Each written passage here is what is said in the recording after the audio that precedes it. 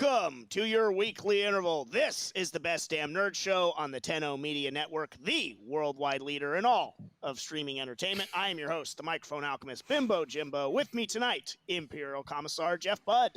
It's Morphin time! Chief Science Officer from Star Labs, Mark Truex. Turtle power! Hall of Fame cyber athlete, John Craig. Hey, guys. Professor Chris Davis. It's pizza time. That's not even a quote. And Off to a great start. Lore Master Timothy Childs. Hello. How's it going, Tim? Good. Yeah. Oh, it's good to have everybody on.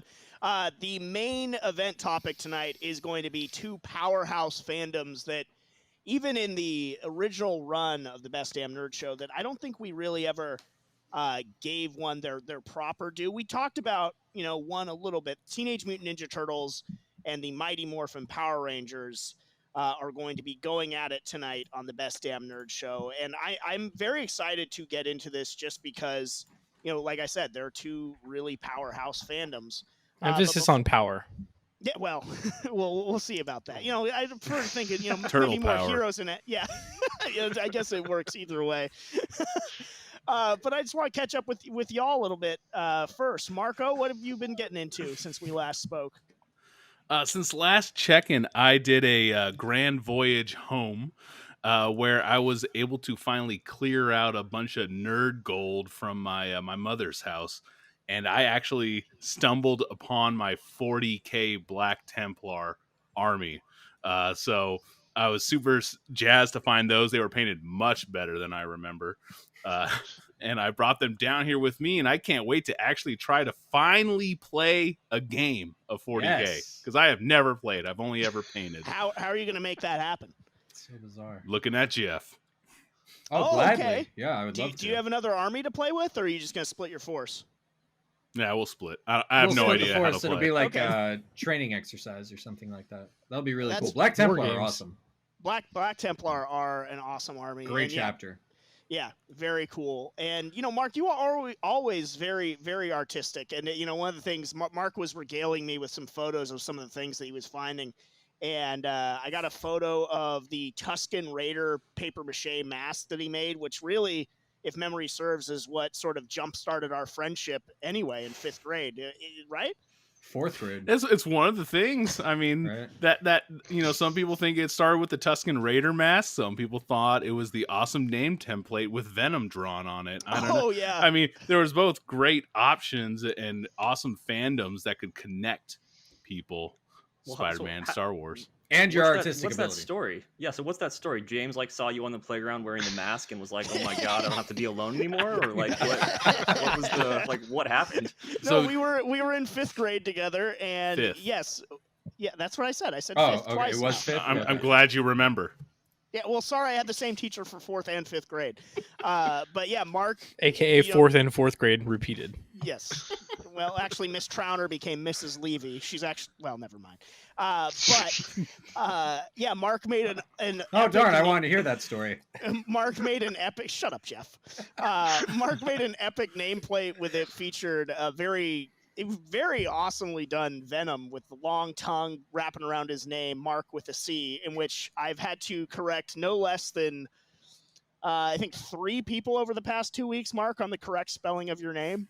So I take up the flag for you. But yeah, then he made this Tusken Raider papier-mâché mask for some project, and I was like, Yeah, this guy's my people.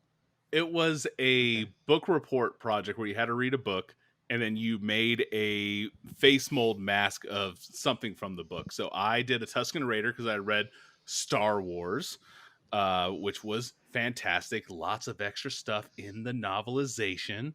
And James did one on the Beatles and did a Paul McCartney mask. God, and it was terrifyingly bad. Like it looked like a death mask. Like it was not good. It was very creepy. That would be incredibly hard to make. Why did you choose that? Because I read a book about the Beatles. Why did you choose the Beatles? Because I was really into the Beatles. James was a huge Beatle fan. I really liked Paul. I Why tried is to James force. like 30 years older than he is? It's like I was born. so I was weird. born old. Yeah. Yep. Because he kept getting held back. That's sort of what happened. Wait, are you guys talking about the bugs or the band? Not the Beetleborgs, the band, the Beatles. So we will not be talking Beetleborgs. John, big what'd you get bads? into this week? Not much. I spent most of the week debating if I wanted to play Divinity Original Sin 2 or try a different CRPG, and I landed on Pathfinder because it has some features that I'm interested in. So I spent last night downloading that and fantasizing about what it's going to be like to play that game. But I come into it not knowing much about the world, and I was talking to you guys in Discord about it a little bit. Definitely want to learn more about Pathfinder from you guys and from playing, and I'm sure I'll have lots of questions as I play through.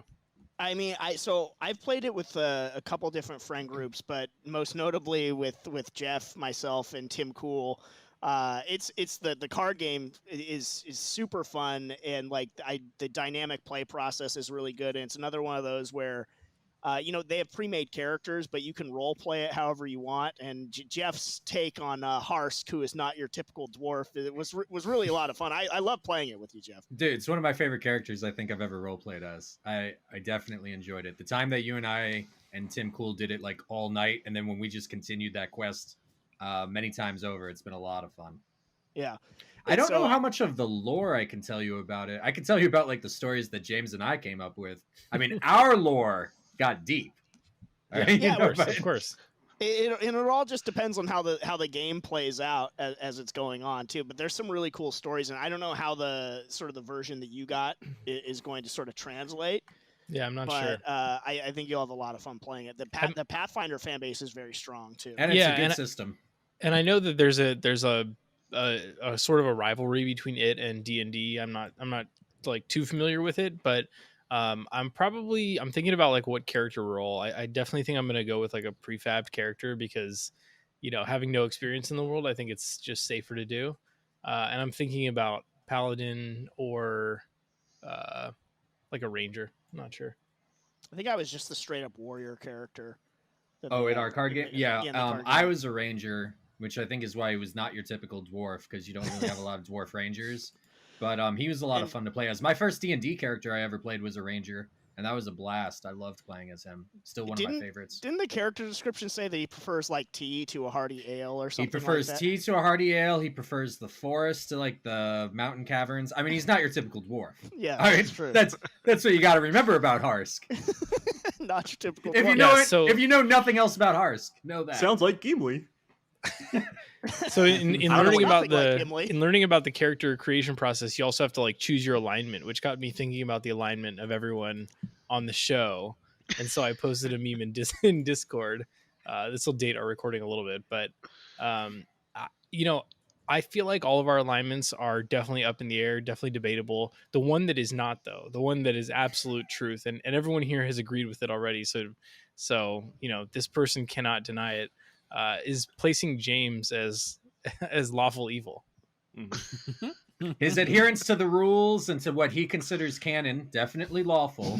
But then him making the wrong decision time and time again. I don't even think you believe that, Jeff. And I think what it comes down to many times in our friendship, I can't believe what I'm hearing. I think what it comes down to is people who are evil believe they are good. Like in their world, in their universe, they are doing the right thing. Yeah, the best villains are the hero of their own story, John, just like you.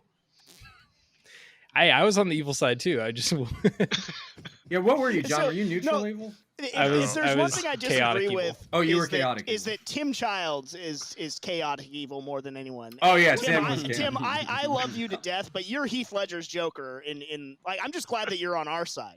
Like, because if we were friends, you would terrify me. Yeah, I wouldn't say I'm on your side per se, but like, yeah, like I'll have a conversation. We can talk. We can talk for sure. And no. All right. Well, that doesn't really put me. So I had the rest of them for those curious who haven't seen the meme. I had Tim as neutral, chaotic neutral, and I had Mark as pure neutral. I had Jeff as lawful good, and I had hero of the tail. Davis as chaotic good. I feel like I hit it. I hit a home run on this. I'll bet you do. I bet you feel that way, John. Yeah. Shut up, Jeff. Typical lawful evil response. I'm indifferent. Very good. I won't let John split me off against my teammates, as we're going to be getting into Teenage Mutant Ninja Turtles versus the Mighty Morphin Power Rangers. And I think it's a great topic. It's one that Jeff came up with. How did you come upon this, Jeff? I mean, I was just kind of going through our list of like proposed topics and thinking about what it is that I wanted to talk about. And then since I did just recently do the Kickstart for the Power Rangers board game from Renegade Games, and that's coming in September, kind of got Power Rangers in the back of my mind. I was reading some of the Boom comics, always like to talk Ninja Turtles, and I figured not everybody here was that well versed in Power Rangers, but if you combine the two, I mean, you got a stew going. Yeah. Well, I mean, we got a full roster tonight because everybody knows something. Yeah, and I wanted to make sure that the people that had ever a strong... watchful Seglia. Yes, the eye of Seglia. The eye of Seglia is watching. Yes, ever present in everything that we do here. And Seglia was lawful neutral on John's thing. I think I don't know if we mentioned Seglia, but lawful neutral. Yeah. Lawful neutral. I'd like to point out that John did not mention him, and that should be noted as an evil act. James, I put myself in evil. Writing it all down, very lawful. Yeah, absolutely. And throwing his friend under the bus, very evil. My friend who assigned me lawful evil just because he wanted to be a douche. Yeah, no thanks. You're on John's team. He's evil too. Evil, they never really can coexist. But they can for a little while. Be that as it may, I am glad that you thought of this. And to pull back the curtain a little bit in our private Discord chat when you suggested it, Jeff, I thought for sure that you would be on Team Turtles just because of all of the sort of conversations we've had over the years. And I guess that's how much I love the Power Rangers, huh? Yeah, because very interesting. No, I am. And even Davis was like, "Will anybody even take up the side of the Power Rangers?" And I love that was Davis. Right I love that was middle. the first response. Would anybody even be on the Power Ranger side? I was like, "Oh, we got a debate going," because I was like, "Yeah, I'll be your Huckleberry." Aaron. I am a huge fan of both properties. I mean, that's my childhood. That and Marvel superheroes, and I guess Star Wars. The movies and whatnot. But I'm a big fan of both. I loved both. And then, sadly, I kind of grew out of both, and it was many years before I kind of revisited them. Yeah, and so I think that, as the Davis in Discord sort of set it off right from there, I am surprised that with Seglia being the neutral party in this, and then all of us just split right down the middle with Ninja Turtles and Power Rangers. So we're going to take a quick break. When we come back, we are going to talk about sort of the hits of both properties because, like I said, they are two just, mega fandoms that we are going to get into the best and maybe some of the lowlights as well of Power Rangers and the Teenage Mutant Ninja Turtles on the other side on the Best Damn Nerd Show. Welcome back to the Best Damn Nerd Show. Bimbo Jimbo with you, and we have a full boat tonight as we talk Power Rangers and the Teenage Mutant Ninja Turtles. We have Jeff Budd, Mark Truex, Tim Childs, John Craig, and Chris Davis all on board with myself to debate these two fandoms. But I want to start with how we got into each. I know a lot of us on here probably were fans of both. I watched a little bit of Power Rangers, but I loved the Ninja Turtles. I never really took to the Mighty Morphin Power Rangers. And, we'll get into that a little bit more. Too new for your blood. It wasn't too new for my blood. Maybe that was the beginning of my discerning eye, though, because I did think it was kind of stupid, with some notable exceptions. And we'll get into that, because I will give the devil its due when the time comes. But, Jeff, thank goodness. How did you get into it? With Ninja Turtles, I owned the toys before anything, even before the cartoon. I had Leonardo and Donatello were bought for me, fell in love with them immediately. You remember the back packaging of all their cards would kind of tell you the story of what was going on with the Turtles. So, I owned them, it was sometime in the 80s that they were bought for me. And then it didn't take long for the entire group to be bought right away. And then I started watching the cartoon, fell in love with it. The arcade game was a big deal. And then, the movie came out, I think I was in the first grade. So, all of it kind of came, it was a flood. Once the Turtles hit the main, zeitgeist, it was everywhere. Yeah. It really was. And how about Power Rangers? Power Rangers was a TV thing, because it was part of the like Fox Kids Yep. programming rush. It was on it was on 6 days a week. It was on every day before school. It was on the Saturday morning block. I mean, you couldn't escape it. And then once Power Rangers became a big deal, you know, the malls were crowded. You couldn't even get the toys. That was the big thing. My godmother got me the Red Ranger for Christmas, and my brother the Blue Ranger. And then we eventually got the Black Ranger, never got the girls, as far as the original set goes. And I remember I was reading Fox Kids magazine, and the actress who played Trini, the Yellow Ranger, she said she only owns the Yellow and Pink Ranger, and she said like girl power or something like that. And I remember as a kid, I was like, you dumb bitch. And then I was like, you know, Jeff, you're doing the same thing with all the boys. I was like, you know what? All power to her. Now I get it. You know, it's like I immediately forgave her as soon as I realized I was doing the exact same thing. To each their own, as they say. Maybe we should get together. We would have had the full set. Your 7-year-old internal monologue. It's funny you mentioned the toys, which is something we will circle back to, you know, because both had a ton of merchandise and a ton of toys. And I know I've told this story to you guys personally, and I think even on the podcast as well, but going into a KB Toys when I was, I don't know, 9 or 10 years old, and one of the employees was like, "Oh, I bet you're looking for the Power Rangers." And again, a born old person that I am, I was like, "No, I'm looking for G.I. Joes. I don't like the Power Rangers." And the employee was like shooketh. He was like, "You're the first little boy I've heard that doesn't like the Power Rangers." Like, yeah, well, I don't. Do you have any G.I. Joes or not? So that was. Of course, we have G.I. Joes. Nobody's buying the G.I. Joes anymore. They're passe. They were never passe. I still love me. They were always passe. No, they were not. Marco, how about you? Were you into both, and which did you're on Team Turtle? But I'll start with the Turtles. Loved the Turtles. Had tons of the action figures. The Terror Dome was an amazing playset, and I just remember religiously following along with it. And Raphael and Michelangelo were my guys. Just without a doubt. I always had every variant of theirs. My brother had every variant of Leonardo and Donatello. And so together we would have the full sets.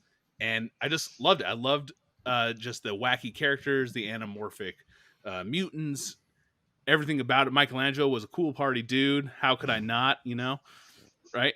And I just remember with Power Rangers, I did like Power Rangers. I will say it. But at the time, I was ashamed.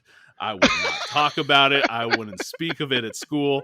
It was like a dirty secret because growing up, I only had 3 channels. Growing up, I only had so many things to watch. I'm clearly going to watch my children's programming, and Power Rangers was on it. And deep down, I liked it, but I didn't want people to know about it. Why not? It just felt. It didn't feel right. Even at a young age, I knew something wasn't right, but I still did. It was like a guilty pleasure. Because the action something was wrong. Awful. Something was a little wrong, but I kind of liked it. And I remember going to Toys R Us with my mom and brother and waiting in line to get the original 12-inch figures. Yeah. And I got me a Zach, right?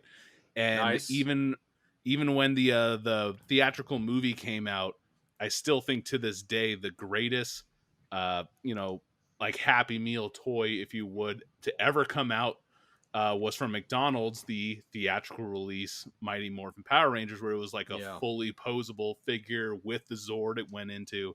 Yep. And that really set the bar with Happy Meal toys and never really achieved it again. Those ones were awesome. So pretty excited about tonight's topics on both ends, but Team Turtles, man, no shame in it. No shame. Yeah, so don't Mark, gotta hide all it. the things that you should be ashamed of, too. Don't have to hide there. There should be shame. Mark, were you were you like Jeff and got into the Turtles with the figures or the show first? It's hard to recall because I had the VHSs growing up, so it was a constant repeat in my house. Yeah. That was in tandem with the figures. I mean, the show started in 87?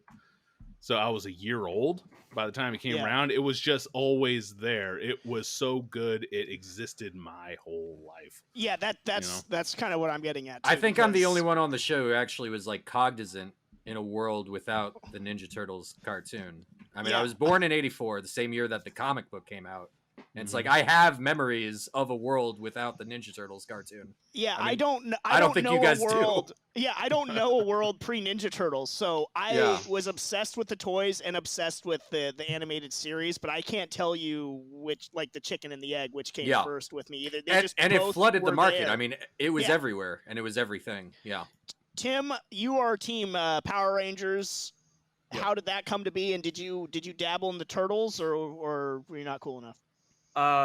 Turtles, I don't know. I was never like a huge fan. I kind of felt like they like scared me a little bit for the most part. Like I didn't like their energy. I felt like their energy was a little bit frenetic, and I didn't like how boisterous in general they were, and I didn't like their like pizza Michelangelo addiction. Terrified you? Yeah, they were like 4 large turtle human mutant monsters, Kafka-esque beasts. I just wasn't a fan at all. I think it's the first Kafka reference we've gotten on the Nerd Show. What? I think it's the first Kafka reference we've gotten on the Best Damn Nerd Show. Yeah.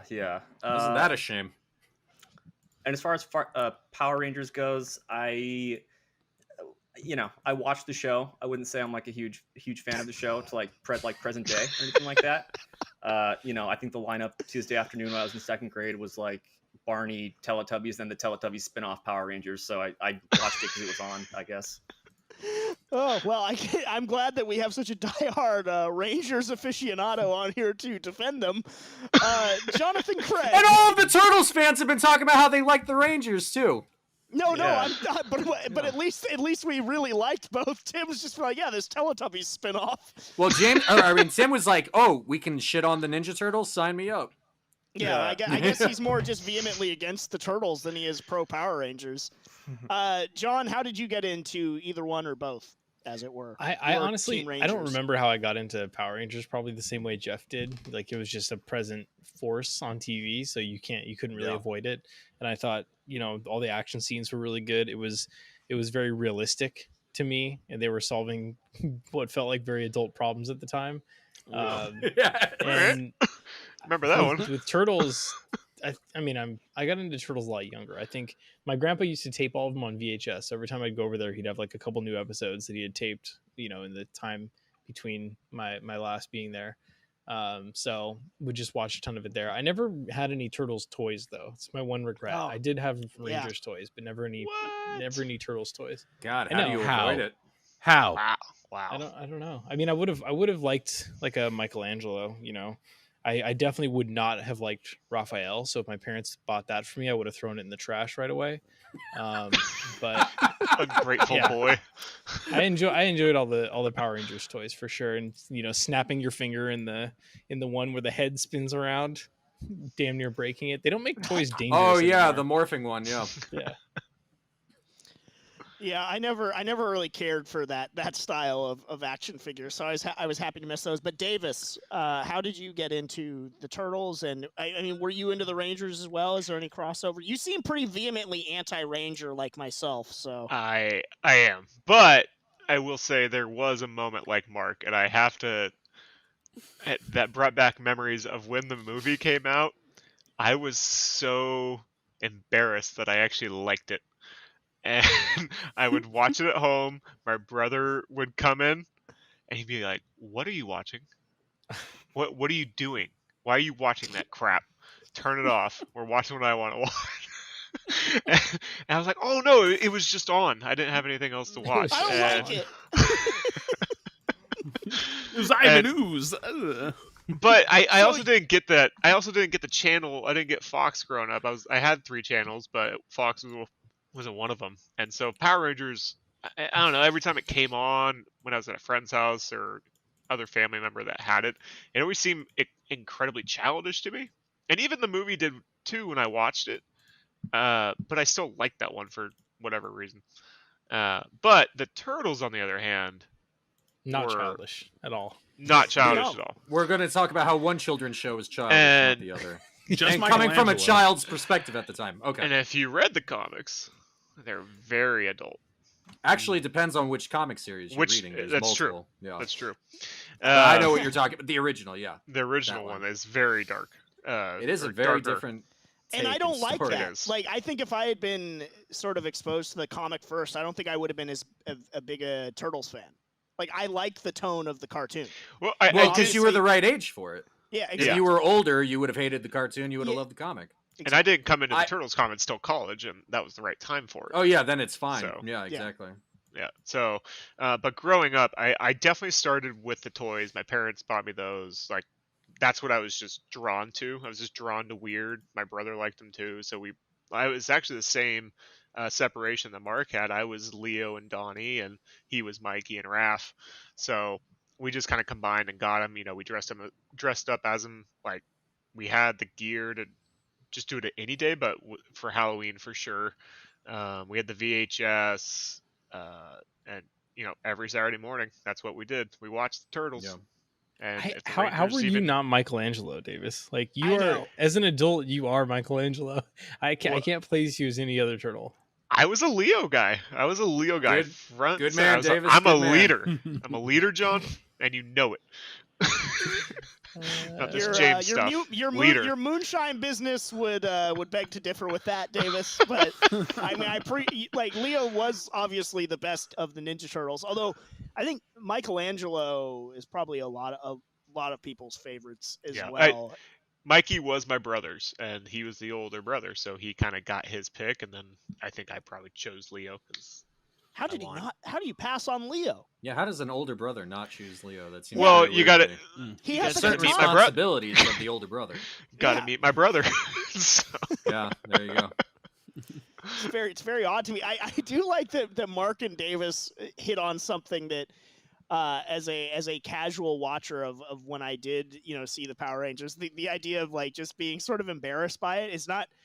I don't know what that is, because again, it is such a strong fan base, but it's not unique to you two either, because I've had some other friends that sort of like in hushed tones, like, had their like Power Rangers action figures or whatever, didn't want to like play with them openly, but I can't really put my finger on why that would be. The Power Rangers came out after the Ninja Turtles. All of you were a little older when the Power Rangers came out. Also, there is a pattern of those with poor self-image tend to be embarrassed when it comes to certain hobbies. And I don't know, I'm racking up certain names here. Mark, Davis. Okay. I mean, James, you could list your friends. I mean, I can imagine. So. Well, you're among my friends. I think you're embarrassed of the Rangers as well. No, I mean, there got to a point where it's like, I'm not going to talk about it at school anymore. Like, Yeah, I mean, 'cause I you were- talked about it like the first year. I mean, I was a fourth grader when it came out. I could talk about it that year. And it's like, and then I moved to California. I didn't talk about it at the new school. you were older than us when it came out, so why were Yeah, we I was in the ashamed fourth of grade. it? I just explained that. Yeah.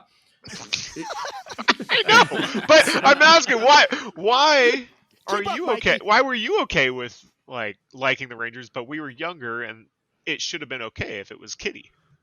I'm comfortable Right. with myself, and I don't mind telling people what it is that I'm into. I mean, I don't know what else there is to say. And there were other people that also like the Power Rangers. We used to play it on the playground. But like I said, once I moved to a new school and it just seemed very different, it's like, I'm not going to talk about it anymore. But it's like, I also was certainly not talking about the Ninja Turtles.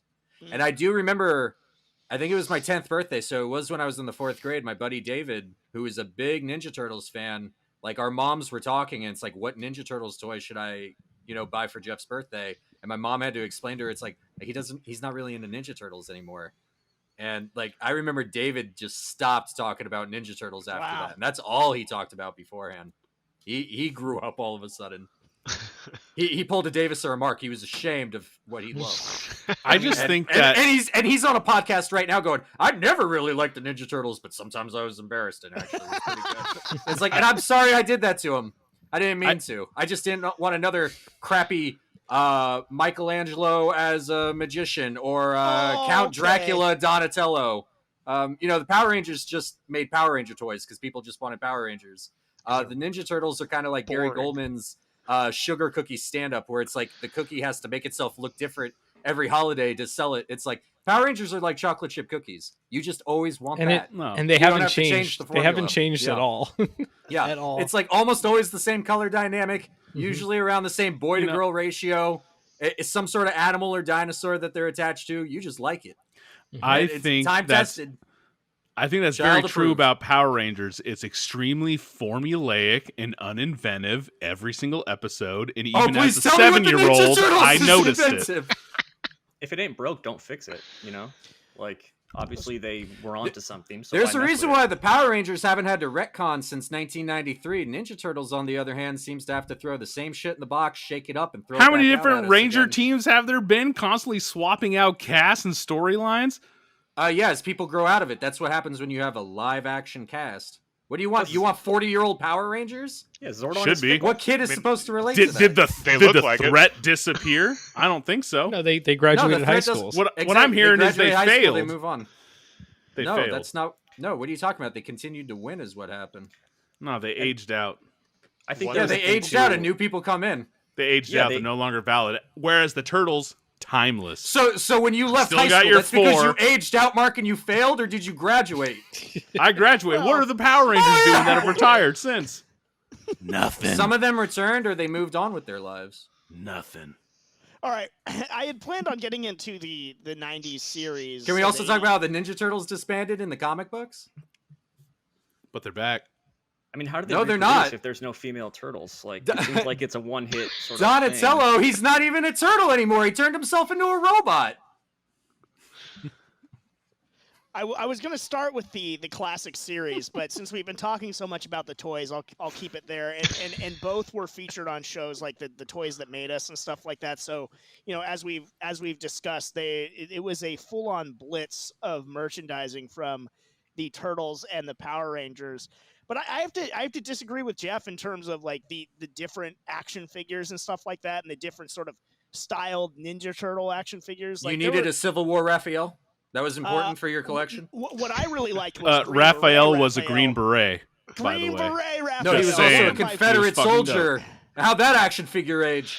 One of my favorite Ninja Turtle action figures was Green Beret Raphael or Disguised Donatello. Disguised Donatello makes sense because they wore similar disguises. And he wasn't disguised Donatello, he was top secret spy Donatello. Or Yeah, I he's think it was technically like- a With the spy. face mask You and fucking The trench face mask and the trench coat, yeah. It's like I think it was like Undercover Dawn or something like that. Was a very cool action figure. I liked a lot of the different takes on the action figures. They weren't all winners. You know, I was discussing off air how I got the party clown Michelangelo, and I didn't play with him as Mikey, but I turned him into Homie the Clown from In Living Color. And I don't know why Homie the Clown was having adventures with like, you know, G.I. Joes or the Ninja Turtles, but he was, and that's just what I did. Go ahead, Mark. So of the same set, I had the Raphael with the magician with the rabbit that popped out of his hat, and I thought he was awesome. You should be ashamed of that. No, not at all. Who doesn't like magic?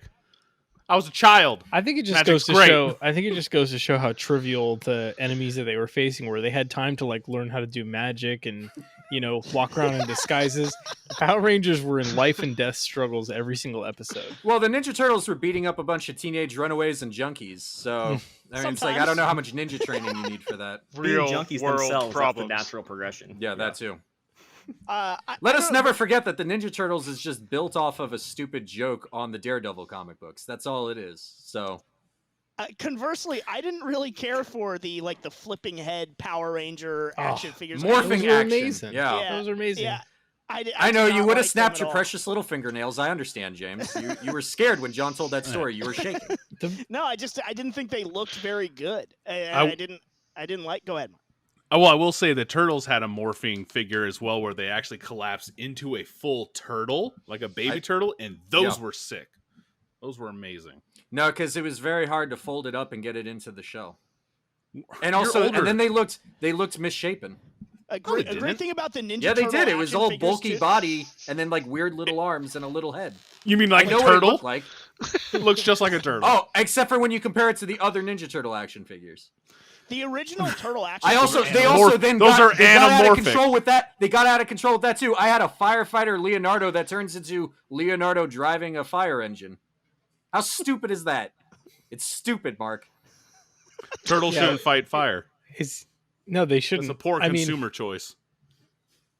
but it just goes to show like that they run the gamut of like problems that they're solving, and you know, for the most part, the problems that they're solving are so trivial that they just have time to goof off like that.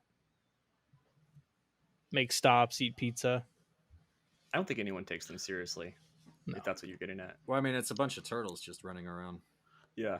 I think Sword. even as a kid, when I like learned of their origin, I was like, yeah, I mean, it's weird. It definitely is weird. Like, they're cool, and like, you know, the bright colors and all that stuff is really cool. But like, they're little turtles that walked over ooze. Then they Oh, grew Not that up cool, dude. and got They're not that muscular. cool, Dude, dude. Learned speaking of which, ninjutsu. like the ooze that you could get that came with like the little glow in the dark, the radioactive turtle was so cool as a kid. But I love the original Ninja Turtles because they came with a full like assortment of weapons. Like we Yeah. had so like you were never. You could run into this a lot with like GI Joes and other types of action figures. Like, oh, like where's his gun? Never happened with the Ninja Turtles because you just had like just a grip of backup weapons because every turtle came with the set of them. So it was just brilliantly done by them. I loved it. I feel like those ninja stars don't exist anymore. They've all been buried in No. sandboxes and lost in the Just I- lost, yeah, in boxes and garbage. Yeah, exactly. I Down They never guarantee really you fit in there's- the hand that well. It was just weird. there's tons of people that still have like probably unbroken sets of their weaponry just That disgusts on standby. Absolutely. Toys are meant to be played with. Stop being a weirdo. You No, see, I you don't see think them every box. year at No, Comic-Con. No, I'm not saying it's Yeah, in I the know. I'm not saying it's in the box. I'm saying they just had extras because every figure for a while I just see what you're came saying. with the whole set. So you never ran into that problem. I think the Ninja Turtle action figures were some of really the best that, you know, from any of these like Saturday morning cartoon action figure sets. I know a lot of them. They certainly there were a lot of Christmases that were extremely turtle heavy. I remember getting the Metalhead action figure, Oh, and Metalhead. that Metalhead was so cool where you could see his brain and like his eyes would light up when you held it up to the light and stuff like Mhm. that. It was just very, very cool action figures. I never, from what the Rangers put out, I just never saw the same cool factor from them. If you're not a fan of the show, why would you care about the toys? Yeah, I Because actually I thought would play with the- friends that had the action figures, and I was just never really drawn to What them. I liked about the Morphing Rangers that you were talking about was their weapons actually combined to make the weapon bazooka that they did on the show. I thought that was really cool. I like the Sorry, John. I like the morphing element of them because a big part of the show was like the dialogue and like the challenges that they were facing outside of these fantastical enemies that they were fighting. And I know the turtles had their fair share of challenges too, like dressing up like magicians and things like that. But How dare like you? the everyday like angst and like the things that they were dealing with as people, and so having the flip head and humanizing them and being able to play with them in that capacity, and then flip them and be able to play with them, you know, as in their full form, performing karate. I guess as a Transformers fan, I was just like, you know, if you're gonna have a figure that transforms, have a figure that transforms. You know, So don't do you go have that this same half-assed complaint way. about all the Batman or Superman or Spider-Man toys that do the exact same thing? Because some of them, yes. Yeah. Because the whole point is that it's almost two separate characters. You're not just a fan of the Red Ranger, you're a fan of Jason, and with this toy you kind of get both. And Yeah, I mean, no, I get the premise. most sets you would only get the hero, and it's like, well, maybe I want to do something where it's just them talking with Zordon at the base, which would be them in costume, but their head showing because they have the helmet off. If I got a Batman figure that would be also Bruce Wayne, I'd want the one with like the pop-off suit that could then be Bruce Wayne. They had like the Michael Keaton style one that I always appreciated. Yeah, Go that ahead, awful Mark. toy. Go to our Discord and take a look at that Michael Keaton Bruce Wayne toy. I liked him. Yeah, I liked him. that was an Yeah, example as one of the terrible Mark, ones. That's a good speak. Clark Kent. Yeah.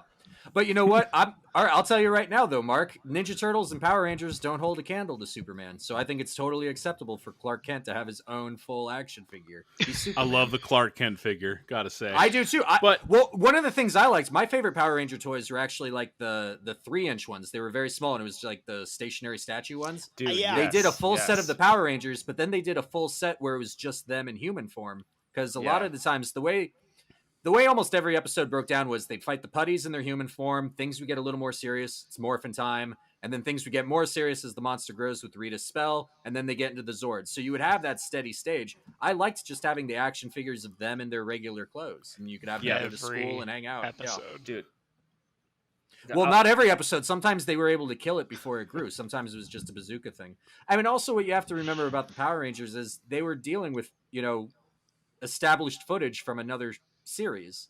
And the Yeah, fact that they yeah. were able to create a completely different show, change the gender of one of the main characters. I mean, it blows my mind when I found out that was another show. I just thought it was weirdly taped when I was 9 years old. I didn't Yeah, me understand too. that it was Me too. a freaking Actually- Japanese show from like decades ago. I Yeah. didn't know that, but one of my first shows that I worked on in LA, we shot on the stage, or allegedly, this is what like the stage manager told me. We shot on the stage that they shot all of the American side of Yeah. the show. So like all the headquarters stuff, they probably built part of the school in there.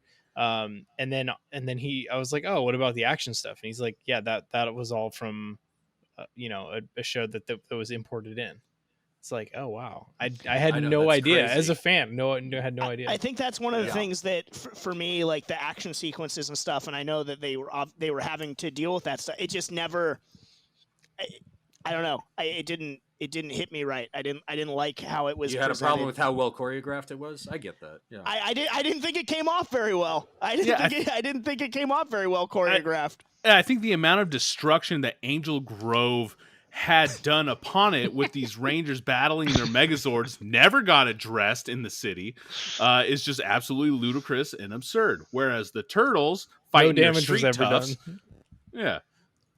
No, there was damage done. Mark, You you can't just have agreed with that John. zillion-pound Megazord stomping around and not causing damage. A lot of If the times armor- though, it wasn't in the city. It was like out in the like wastes or like barren. Like, I mean, Angel Grove is in California, and so it doesn't take that long in SoCal to like just get to the desert. And if you look at the background for a lot of the Zord fighting, that's where it is. In fact, all of the Dinozords come from a desert. That's where they rest when they're not in battle mode or whatever. And if you look at where the Rita Repulsa staff goes, it's just in the middle of nowhere. And so they're stopping the monster before it gets to the city, which is kind of like what they were talking about, like in the Avengers movie. It's like, we got to cut them off at this point and the fight will just happen there. And that's not to say that buildings didn't get smashed. They actually talk about it, and it was addressed in the comic books that you and I read, Mark.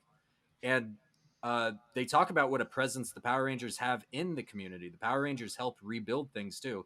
They're not going to show that in the series because that's boring for a kid to have to watch. It's like, oh, the Power Rangers are helping them rebuild a building. Yeah, that's going to be an exciting 22 minutes. Why, Oh, why let's is- teach why kids is it about re- responsibility That's why and accountability of our heroes. Well, actually, Why is that's it the other Rita great putting thing the about- monster in the city? Like, why is it always outside the city? Well, she's not really. Well, I mean, what the hell is Angel Grove to her? She's trying to conquer all of humanity. The important thing is she's sending the monsters to kill the Power Rangers, and the Power Rangers go, the monsters are coming after us. Why don't we get away from where everybody else is? Which is what I kept asking Superman when I was watching Man of Steel. If all the Kryptonians are attacking you, why don't you stay away from Metropolis and Smallville instead of having them punch it out in IHOP? The Power Rangers were smarter and more responsible about it, and they're just a bunch of goofy teenagers. I'm going to give props to Zordon, since he's the real battle commander there, and was probably telling them, you guys got to go out in the middle of nowhere so that, she doesn't hurt anybody. And his best solution is to recruit young kids. Yeah, He like li- the he likes military. the- he likes the Exactly, children. Yeah, because they're impressionable. It's like, what's more fanatical than a teenager? As well, They're malleable. and both teams are teenagers. Not to play devil's advocate, but That's we are the talking about funny thing. It's like the they actually are Teenage Mutant peers. Ninja Turtles. And I mean, it would be weird to think that it's like, yeah, they would all really get along if they met like in a but the crossover. But the Teenage Mutant Ninja Turtles were literally like bred into it, in the sense that they grew up living in this turmoil, having to fight and save their blood and skin. And go What against turmoil? They Shredder. had a sheltered life until all of that stuff was exposed. They were trained in ninjutsu. I'll give you that. Their training is lifelong. But the Power Rangers, the power coins actually help you unlock abilities. What I like about the Power Rangers is you have character progression. They could just rest on their laurels and go, the Power Ranger outfit is going to serve all the fighting ability that I need. Billy does not know any martial arts at the beginning of the series. He learns self-defense from some of his buddies in the team who actually already were hobbyists in that. And he's constantly bettering himself, just like he's then bettering them when it comes to like the tech stuff and all those things, because Billy figures it out right away. That's his strength. He's the smart guy. I mean, he understands how Alpha works. He was able to work on the communicators. The only other person who I thought intelligence-wise held a candle to him was Trini. They were like the two real smart ones. And then the martial artists were Jason, Trini, and a little bit of Zach. Kimberly was just a gymnast. She had to learn martial arts from them. And Billy, like I said, had no martial arts training at all. And so all of that kind of comes and goes as the show's going on, which is really cool. And you see that in it. It's like you see where he was in the first fight against the putties. He's just dodging stuff and he's hiding and he's scared and other people have to come over to help him. But then like season 2, season 3, Billy's learned things. And he actually even attends some of Jason's martial arts classes at Ernie's Juice Bar. It's weird. It's weird because the Ninja Turtles never had to learn to get over being scared. All of them were just ninjutsu masters that went after it. It's actually funny that you should mention that because season 4 of Teenage Mutant Ninja Turtles, Leonardo has to deal with an entire episode about how he's scared, and it was a heights issue thing because of them growing up in the sewer, and then he was able to overcome that, which is funny because the Power Rangers did the exact same thing in the second episode with Trini.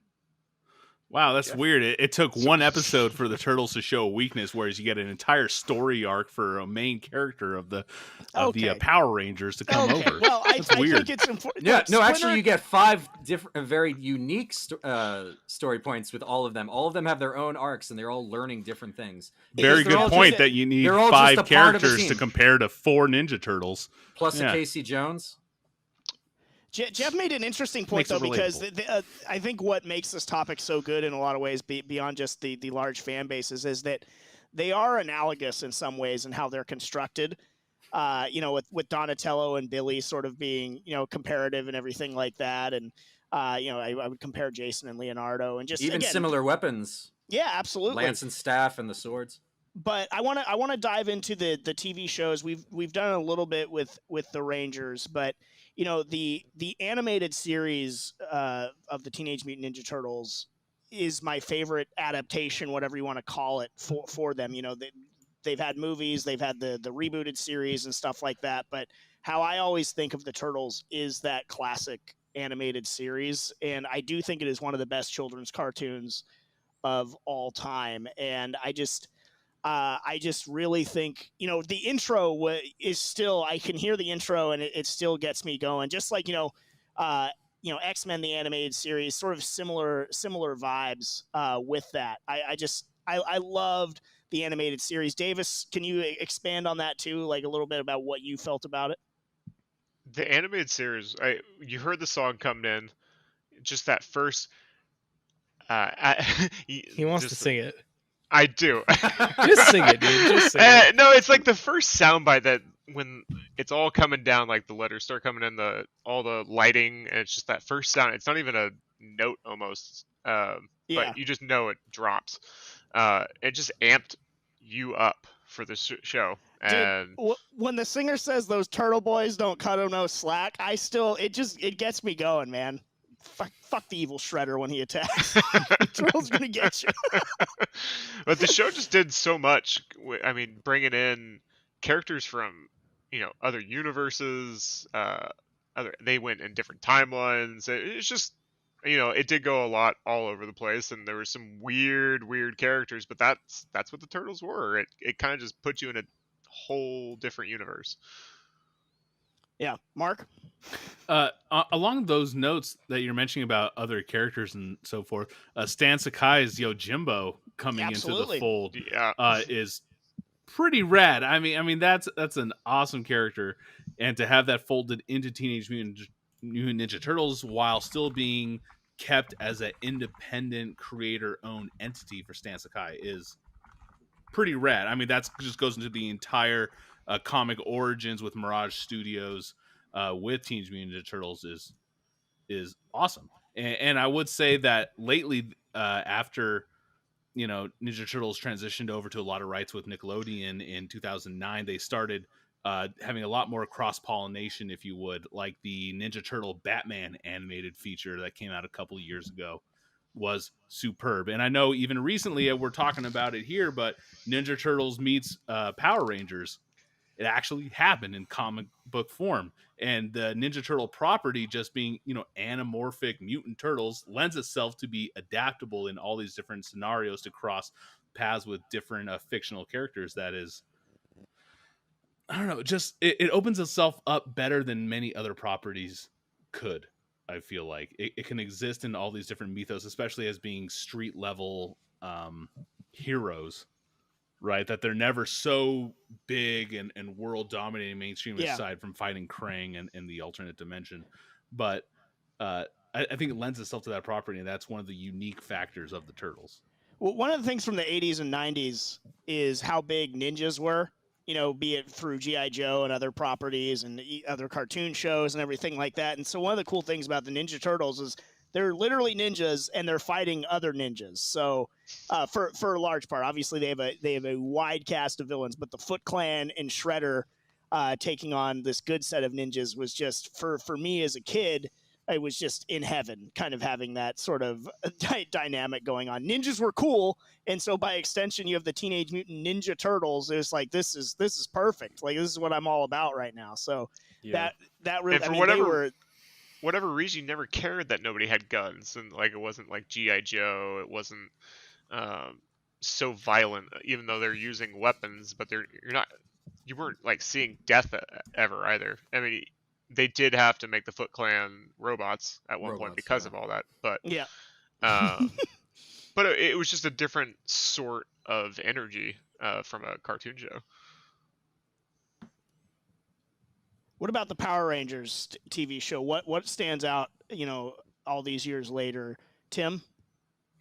What stands out all these years later? Well, I will say when I was trying to get back into the Power Rangers mindset for this show, I was surprised at how affected I was by the theme song, Go Go Power Rangers. I was like, oh, like I actually kind of like remembered that feeling that I had back then watching that show. And I was surprised by that because it's the Power Rangers. So I don't know, man. What stands out to me is that it's still going, and that's amazing. Johnny? I think what attracted me to it was that it was live action. Like it was a departure from what I had been watching up to that point, which was Ninja Turtles and all these animated series that showcase stuff like this. Like I think once I got into the live action, like it was kind of a wrap on the cartoons for me. Like I definitely don't go as deep on cartoon series as a lot of you guys do. And yeah, I don't know, like the dramas that they were dealing with, the interpersonal relationships, the stuff that was happening like at school, it all just added a lot of depth to these characters to me that kind of raised the stakes when you would have these really intense episodes where, the battles would be taking place and people would be like on the ropes. There were episodes where you legitimately thought characters just wouldn't make it out, Yeah. Jeff, I know you've demonstrated a lot of the lore already, which is something that as I'm not the biggest, diver into what made the Power Rangers tick, but it is fun sort of hearing your knowledge about it. But what about the show really stood out to you and maybe even so to this day? Well, I mean, part of the reason why we're talking about both of these properties is the similarities. And so it's like you guys were talking about how great ninjas were. And it's like, well, Power Rangers are just ninjas too. It's just space ninjas. And it's like, so you have ninjas, you have space, you have dinosaurs because of the robots. You have robots, so it's a bunch of things that's like, the formula just works for a kid's show. Yeah.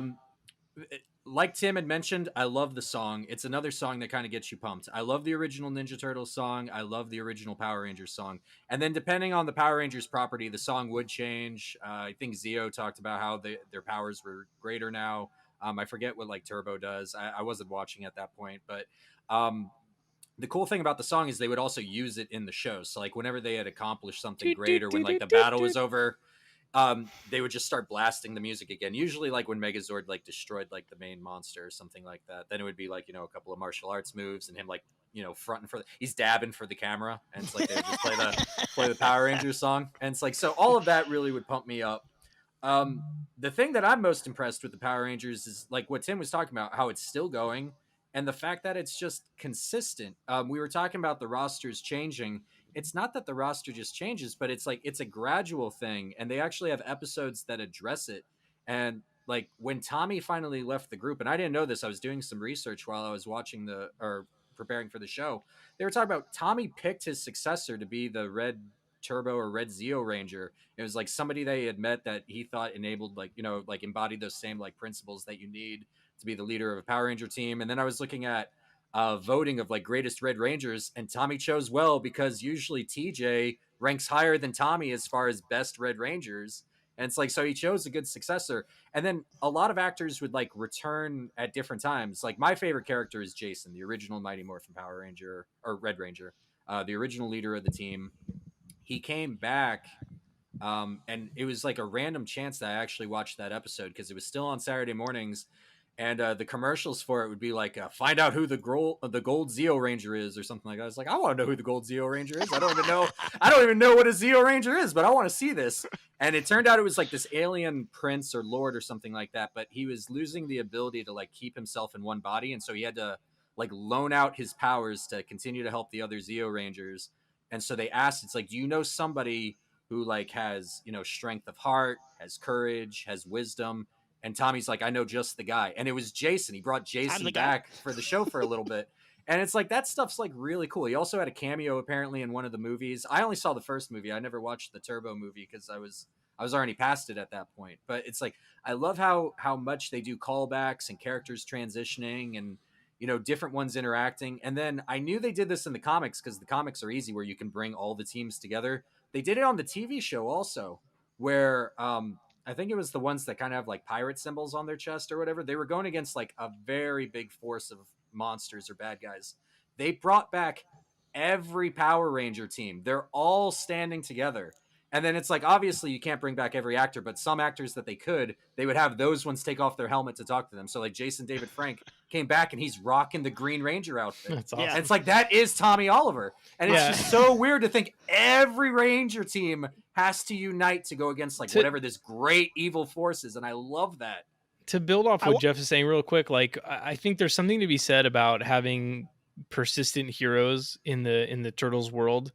But I think what makes this kind of a cool element about the Rangers is like there is a recruitment process, and it's an outlet for these kids that some of them might get into trouble otherwise, some of them might not have friends otherwise. It's a unifying thing that brings them together, and together they are a greater good. You know, they're a larger power, and they can teach each other things and learn from each other. And showing that human drama throughout the series is what's really appealing about it. In a way that is different than the Turtles, and the Turtles can't really offer. That being, you know, I love the Turtles, but it's just a completely different dynamic on that front. Yeah, there's a forgiveness factor too, because Tommy obviously was introduced as a villain, but it wasn't his fault. He was brainwashed. There was a spell, but he's also not the only Power Ranger who first faced them as an enemy and then ended up switching sides. And it's like, I love that dynamic too. You see that in comic books a lot.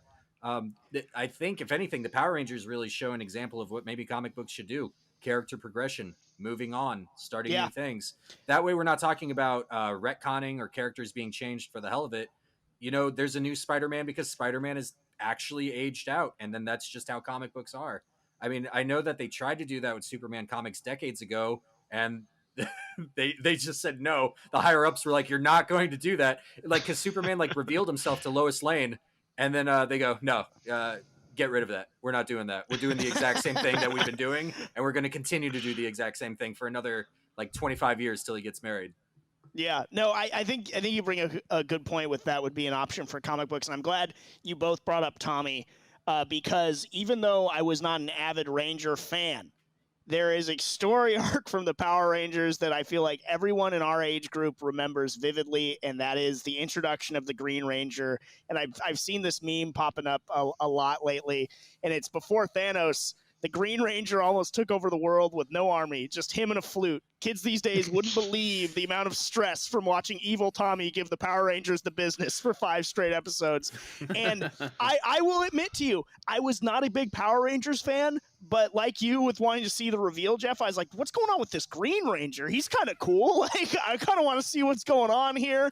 Yeah. And so Tommy and the Green Ranger story arc, you know, as a neophyte, a person that has knowledge about the Power Rangers, I mean, that has to be one of their top tier story arcs, right? Definitely.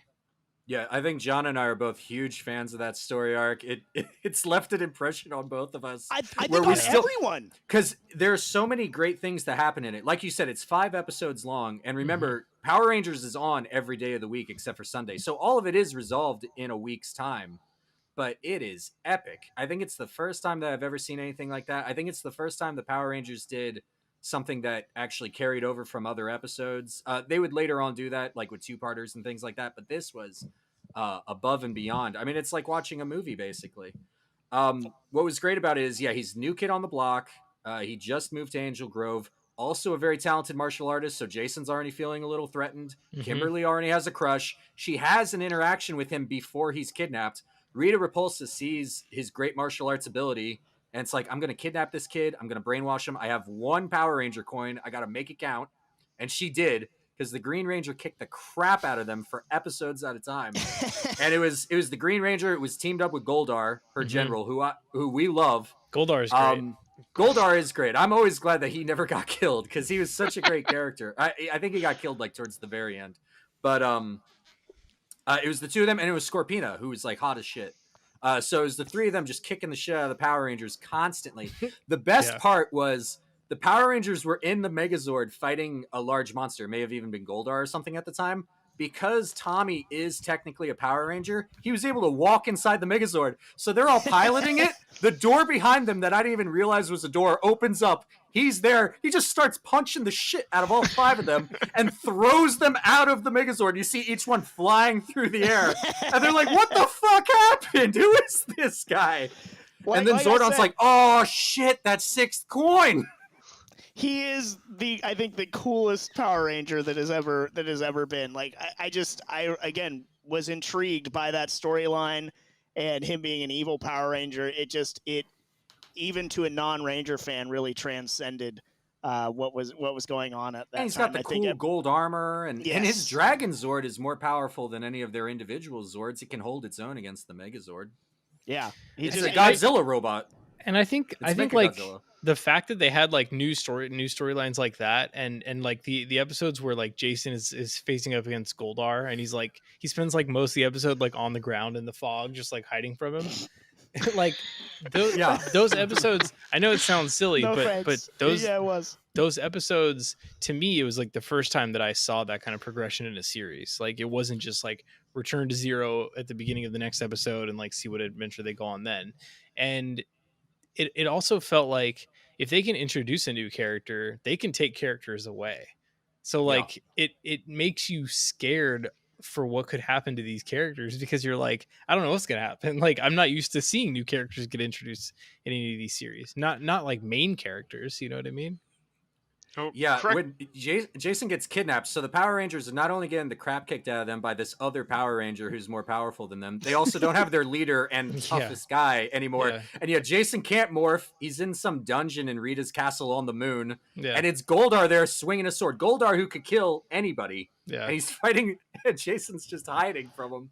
And then jumping out of the fog and kicking him here and then like running away again. Yeah. It was amazing until they finally were able to locate him. Like Billy, I think, did something on the computer and they were able to like teleport him back. I think one of my issues with the Power Rangers show was Rita Repulsa, because she looked like she belonged more in Eureka's castle than as the main villain of a she TV did series. Look like Eureka, yeah. It's like she just was not at all threatening or intimidating to me, you know, like I would take Shredder over Rita any day in terms of just a really badass villain. Goldar, I will admit to you, like at least looked cool, you know, but Rita Repulsa to me, I was like, really? Like her? That's why I think like the Tommy strike is like, okay, now you have my attention a little bit here with that storyline. And then, you know, with the Ninja Turtles cartoon, you know, obviously anything dealing with sort of like Splinter and Shredder's relationship. I really love just early on in the series when they introduced like Bebop and Rocksteady and just all that stuff, just dealing with I think the first like maybe 3 or 4 seasons of the Ninja Turtles were probably my favorite ones. Then you get into like Dimension X and everything. Go ahead, Davis. Mm-hmm. Yeah, no, Stockman coming in with the Mousers and all that. The Mousers were a much bigger part in the series than I remember when I was going back and researching all this and looking back on it. Stockman was everywhere. I didn't realize I didn't remember how much he was actually in it. Yeah. Maybe my all-time favorite episode was the introduction of Casey Jones. That is definitely up there for me too. This is great. And I know you dressed as him, Davis, so you're a Casey Jones guy. So Casey Jones was my boy. I would say one thing that stands out if we're trying to talk, you know, Ninja Turtles versus Power Rangers is the use of Baxter Stockman and the kind of role he plays throughout the entire lore of it. He's very similar to Finster, but way better. Finster sucks. That guy doesn't do anything except mold some clay and give it over to Rita to lose every time. Baxter at least is like a genius. You know what I mean? Well, Formidable foe.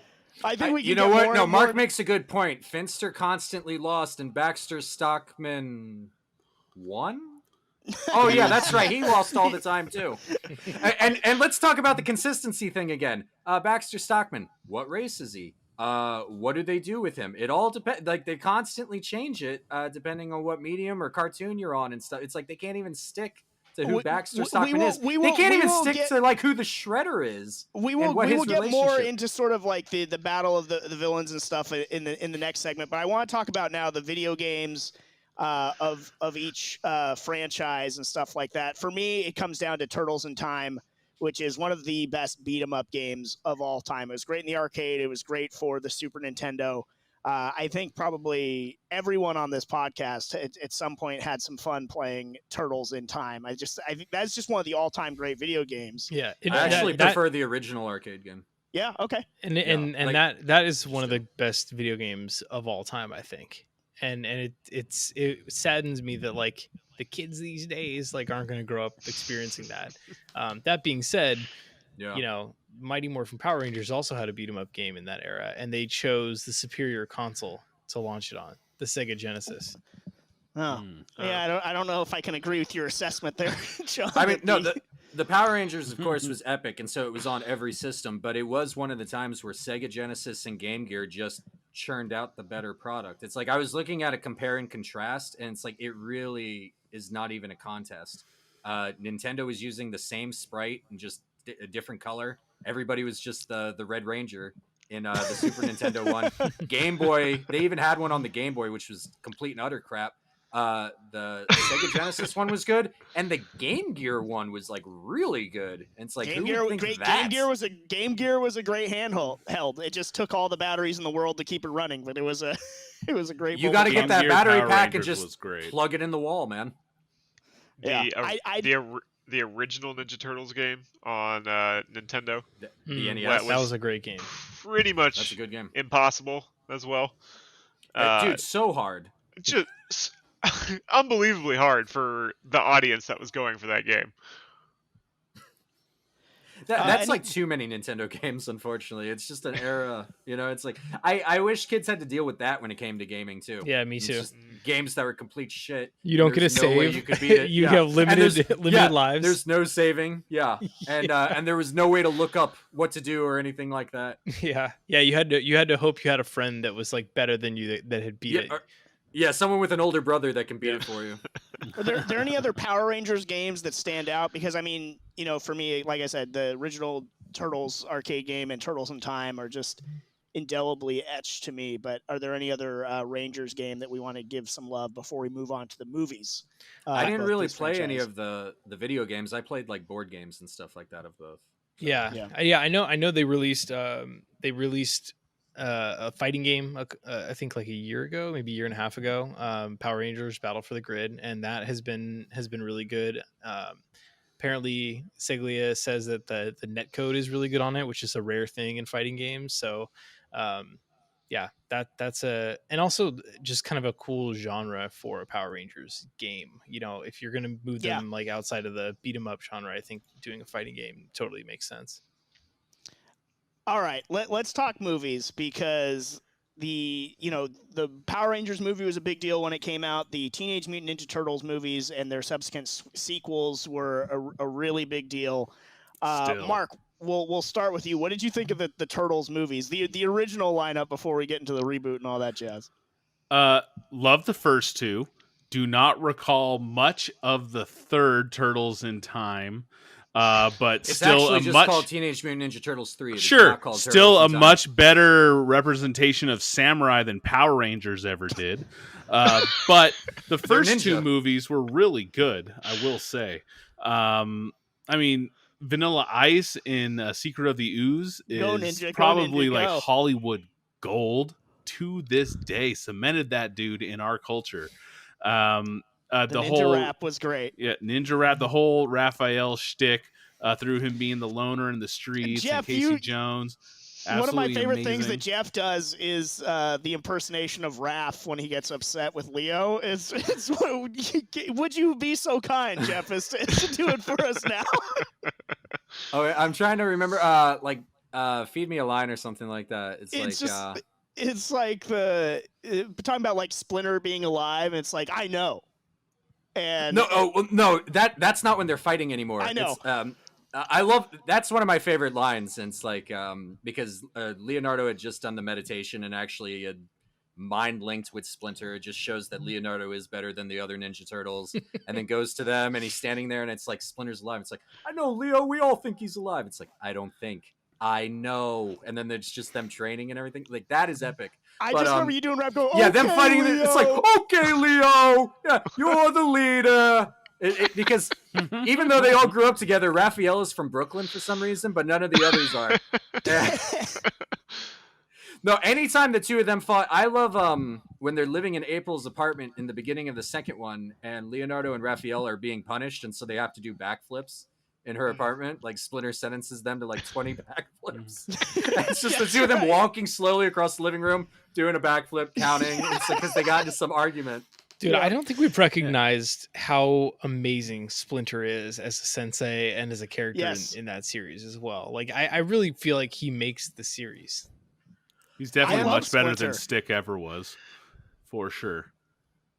I like Splinter a lot. I think you're absolutely Especially right, on the John. Netflix series, Mark. He's an amazing sensei in both the live action and the animated series. He's a phenomenal character. He is, and he's like very much so their Yoda, but you get him for a longer period of time, and you get to know him a lot more than you get to know Yoda or Obi-Wan. Which is why I say in the animated series or the movie, any of the dynamic or the backstory you get between him and Shredder is always just great. And the fact that, one of the things about the Turtles that I really love is that they are brothers and Splinter is their surrogate father. And so they really are this family. So you get that dynamic very strong. Like, their bonds are so strong. They fight like, Raph and Leo do, like we do here sometimes. But they are. You call that a family?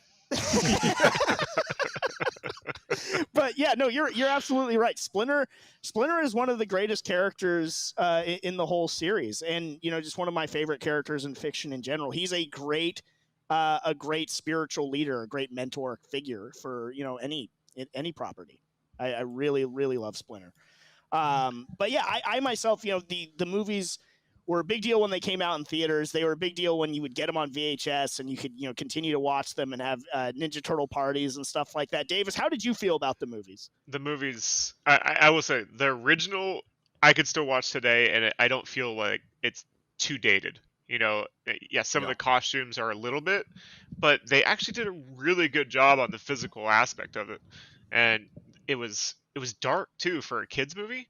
Like, some of those scenes on the farm with, Leonardo just like watching over Raph, and just there's a lot more to it than just the kids movie. And there was some fun jokes, and all the fight scenes could be a little bit goofy here and there, but it just held a little bit higher place than the other Turtles movies. Or as a kid, I loved Secret of the Ooze.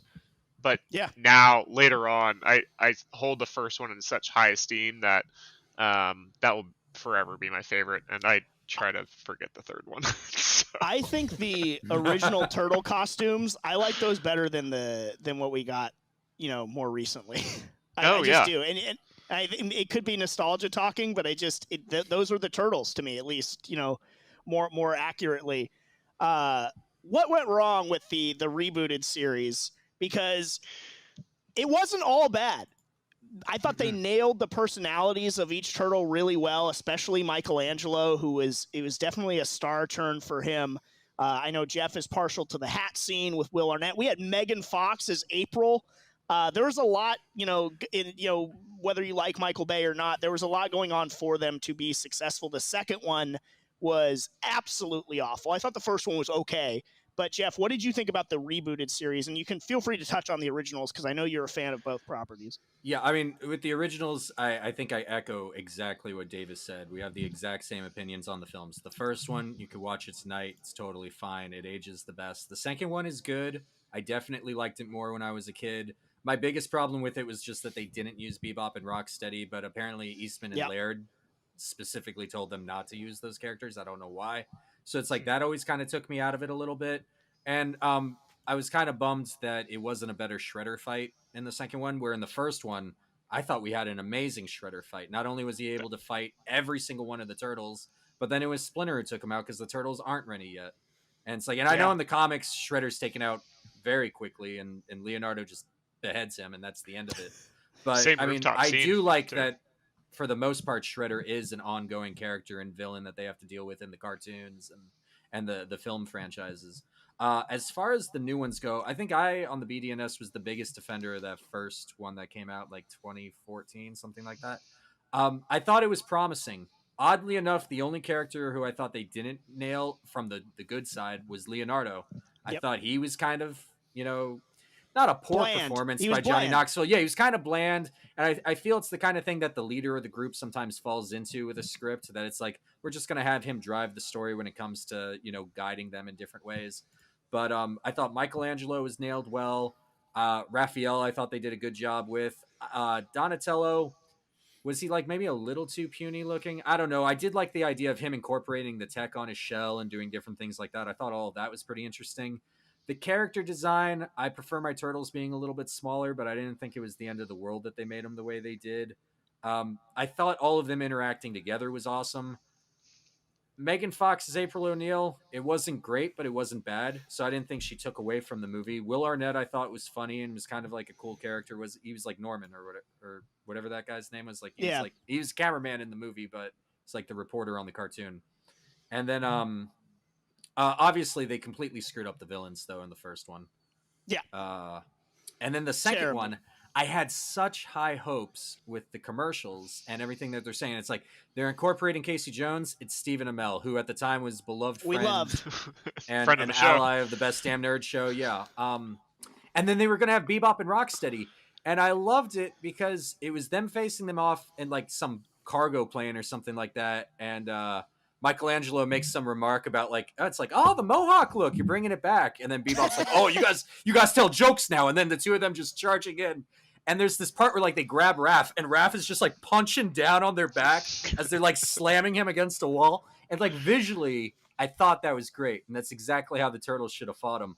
But my God, that movie was just a big clusterfuck. And it's like, I know they were trying to fix some of the mistakes from the first one. They made Shredder Asian, and they made him like have a bigger presence. Like they just screwed up so much. It's more heartbreaking than anything, especially when, and I always say this with movie series, you only have so much time. It's a very small window. And it's like, if you screw it up, we got to wait a certain amount of years until the studio tries it again or another studio gets the rights. And it's like, ah, damn it, guys.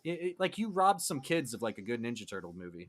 It's like, at least we got good ones. That's where I always come in, maybe where John gets the lawful evil ideals from, is that I worry about that stuff, that when you get a bad adaptation, that's what a generation of kids is going to grow up thinking the Ninja Turtles are. And that's why I always like think that any reboot or any sort of taking a property should be treated with a certain amount of care and respect. And that's why I worry about that stuff. I mean, look, the counter argument to that is that there was a great Ninja Turtles show on Nickelodeon airing at the same time that ran for several seasons. Definitely captured the spirit of the show, had a new take in terms of animation style, but the characters still felt the same. I've been really enjoying watching that with Mason actually recently. Like forcing him to watch it essentially, because Davis Mason is John's son. Yeah. But I James, this is, and this is definitely a larger topic we could debate at length, but I really don't think that's a rational fear that you should hang on to, because it's not fear. I think it's one of those things where if there's a 6-year-old, born in 2008, and that Michael Bay movie comes out and he's like, I don't like it, this sucks. I don't think that kid was going to go back and watch a animated series from 1985 either. No. I think they might. I would make them. Dude, I'll be honest, as a Turtles fan, I think the one from the early 2000s is actually the better cartoon series. Interesting. And I think it's more like the comic books. It's a little more mature, but still very much a child show. And yeah, it's just really awesome. And if you want to talk about Splinter being cool, they do like this interdimensional tournament. I forget which season it is. And Hamato Yoshi had won one generation. It's like once a generation or something. Splinter had then won. And so all the turtles entered. And I won't tell you who wins, but I mean, it was really cool that it just goes. I remember you told me before. I told you before. Yeah. I like who. That's another thing. What I liked about that cartoon is it wasn't the same turtle always stealing the glory. Everybody had their time to shine. It was really badass, and everybody accounted for themselves really well. So, all right. What about the Power Rangers movie? What did you all think about it when you were kids? Does it hold up, Johnny?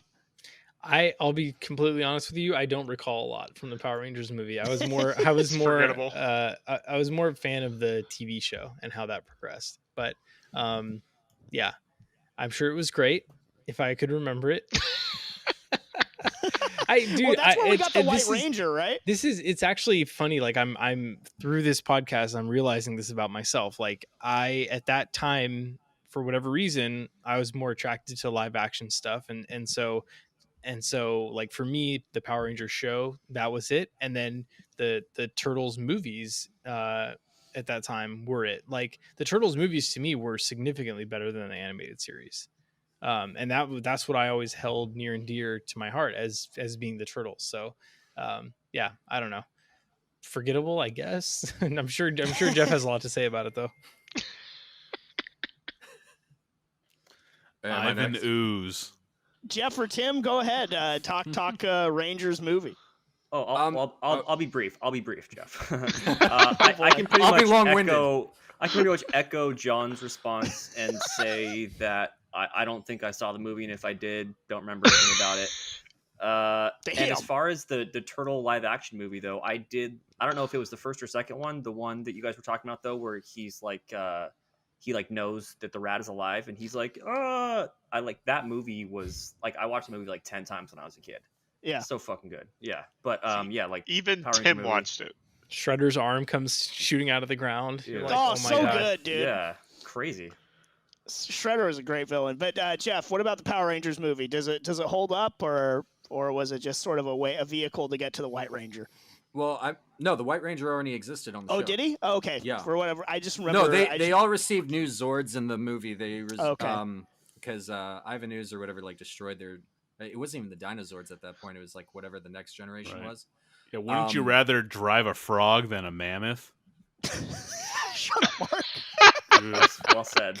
It's funny that you should mention that, though. They had that joke in the movie where Adam, who was then the Black Ranger, was talking about, it's like, I'm a frog, but it had to do with I think it had something to do with like bravery or whatever. I forget exactly. I haven't seen the movie in forever because it is a kid's film. My problem with the Power Rangers movie was I was a big Jason fan and I was a big Zach fan, and they were both off the series at that point. Yeah. And you had Rocky and you had Adam as the Red and Black Ranger respectively. And both of those characters were cool, but they weren't the original Red and Black Ranger. Yeah. And it's like, and then Trini and Aisha, it's like, I would have rather had Trini there too. So it kind of bums me out that they didn't get to experience the movie with everybody else. I thought the ninja outfits were cool. Ivan Ooze, I didn't really care one way or the other. I'll say this, though. It's better than just doing the same thing that you're doing on the show. They had Rita and Lord Zed in the movie, but then they introduced somebody else where it's like you're not just watching the television series in the movie theater. So it's like, okay, we'll give you like a new thing there. And then also he was the closest to like destroying Zordon at that point. I mean, there would be times where Zordon would be kind of effed over later on in the series. Did Ooze ever come back? Kind of like, no, he was just in the movie, I think. And then I thought the fighting was really good, and they had choreography. I was watching some of the clips today, and it's like all of that was still awesome. And then I forget her name, but the one who like gave them their new coins or whatever. Jesus Christ! As a kid, I remember that she was just like fucking human sex, Dulcia or whatever. Jesus, she was so hot. She was so fucking hot. And then, so of course they had to like redo the entire series on the show. It's like, we're not going to have this like half naked chick walking around on Saturday mornings. Yeah. So that's when they introduced Ninjor, who's like this like super tough ninja master who had like created the power coins. So they like redid that whole part of the story from the movie on the TV show, but they still sometimes reference the movie. It was weird. But it was kind of cool how they did that. But I mean, if we're gonna compare movies, the Ninja Turtles first movie is superior to the first Power Rangers movie. Definitely. What I would say is the Power Rangers movies, though, are still pretty consistent, on par with the quality of the show. So I mean, you have that. What about the 2017 Power Rangers movie? I didn't see it, so and I The know Bad you have some, Kids one. Yeah, what was Ooh, the a deal bunch there? of troubled teens. Ooh.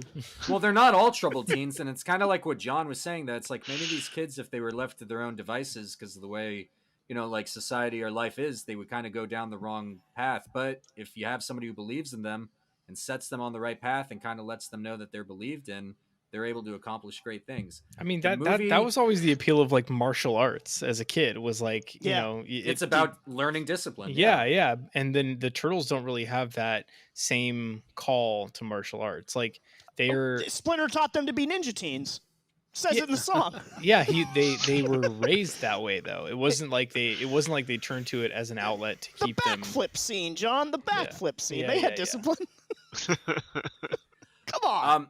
Yeah, the movie though, it's unfortunate because it could have been great. I wouldn't say that I was really excited because it looked kind of janky. I was nervous. Look about dicey. it.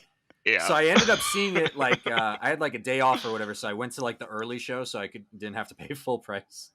I pulled a Mark Durex, Good move. and Refuse. I saw it by myself, and like the entire theater was almost empty. One good thing is the actor who plays Jason is the guy who played Billy from Stranger Things, and so Oh, he's cool. cool. And then the actress who played Kimberly is the actress who played Jasmine in the live action Aladdin film. So I mean, it's like the two of them were in it, and that's kind of cool. And then what's his name? Bryan Cranston, who has ties to the Power Rangers That's right. I series, forgot. played Zordon. I So it's like- forgot he was Zordon. Yeah, he was Zordon, and what they did was they changed the story up where it shows Zordon back when he used to actually, fight evil like thousands of years ago, and they made it where he was just the Red Ranger, and there was a whole other Power Rangers team, and the Green Ranger, who was Rita Repulsa in this movie, betrayed the rest of them, and then it turns out that she was going after the Zeo Force, which is something that obviously happens in the series too. You get the Power Ranger Zeo. It's more powerful than the Power Coins. She was going to try to just take it all for herself. And so she ended up killing all the other Rangers except for the Red Ranger Zordon. And the two of them crash on this planet Earth, which obviously they're not from. And he was able to imprison her, but she like kind of crippled and imprisoned him as well. But he still like possessed the Power Coins, and he had Alpha to sort of be like his body on the planet. And then when she finally escaped, I think because of some sort of like construction thing, he was able to recruit some teens that like they had like the right, not makeup, but like the right like mentalities or whatever to represent the different Rangers. And the whole movie is just about them learning to fight as a team.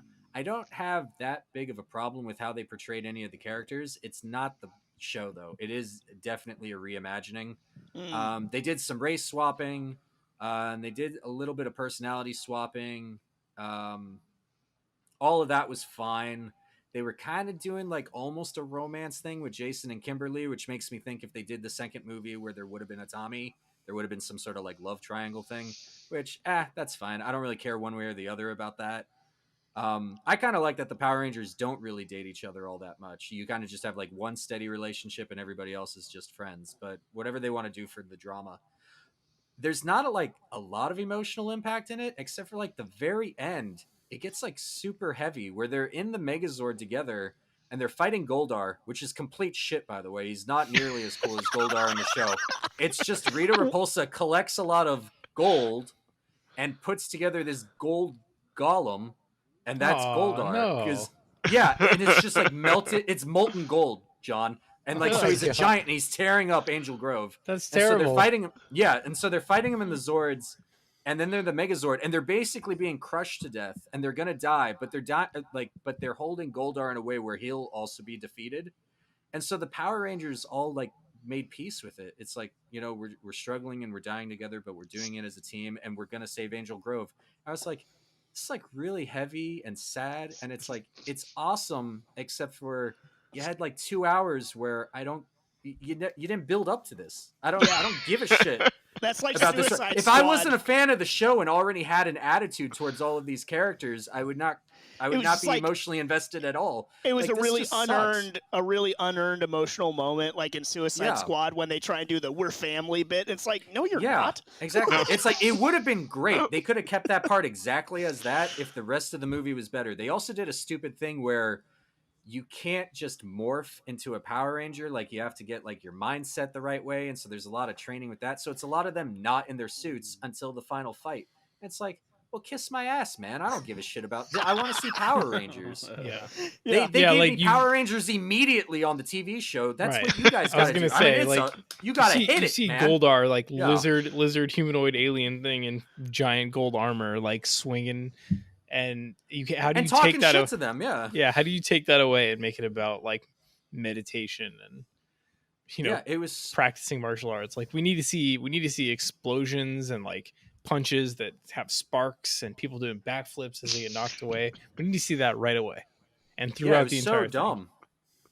And All then right. and then I was gonna say, and they made like Billy can't just be a nerd. They had to make him like an autistic nerd, and they did it like how Hollywood does autism. So it's incredibly cartoonish and over the top and stereotypical. And it's like, I don't know, maybe I'm more hypersensitive towards that stuff now because of my career, but it's like that's not an autistic.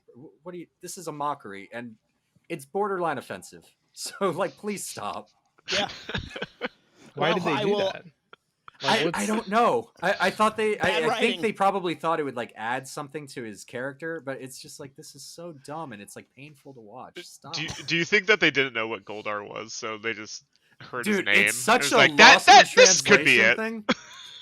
It reminds me of that like Japanese sex hotel that we read about with the Batman room. And it's like, and you can have a Catwoman, and it wasn't Catwoman, it was a woman dressed as a cat. And it's like that's what they did with Goldar. I just don't It's see like how you could Goldar is misinterpret built it. of he's made out of gold, I assume. It's like, no, that's not Goldar.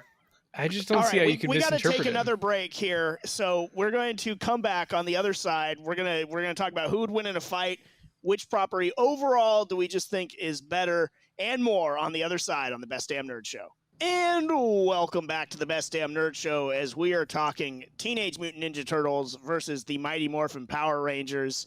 And it has been a spirited, lively discussion so far. I sort of envisioned more that we would just play the hits last segment, but, you know, the infighting and the sniping permeated over there. But this segment, really want to dive in here on who would win in a fight, which was sort of the original dynamic built around That was not my idea. That was not this my ep- idea.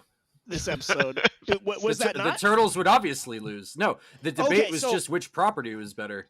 No, Yeah, it's- that's how what- could the that's Ninja Turtles win? That was originally what I thought you were going for too, and then I think there's been some miscommunication in the Discord because when again pulling back the curtain, when I saw the outline, Tim, you went into heavy detail about like just a literal fight. Like I thought we'd be debating movies versus video games and like Well- which series was better, and I'm looking it's like armor. Would it hold like would their little Tim's not puny wrong. shells hold Dude, up yeah, Dietary swords? regimen, he noted. Yeah. Well, dude, I I was It's actually like thinking analyzing about the their dietary body regimen. fat. Yeah. yeah, those things all play a role. And once I got into making the outline, I was like, oh, the turtles are just fucked. And so it was impossible not to make it biased because, like, Yeah. I mean, it's a joke. Like, I actually thought that, like, it's just like a joke matchup. So now You I don't know understand if the what show turtles is don't now. need pizza every day. Have you done that science?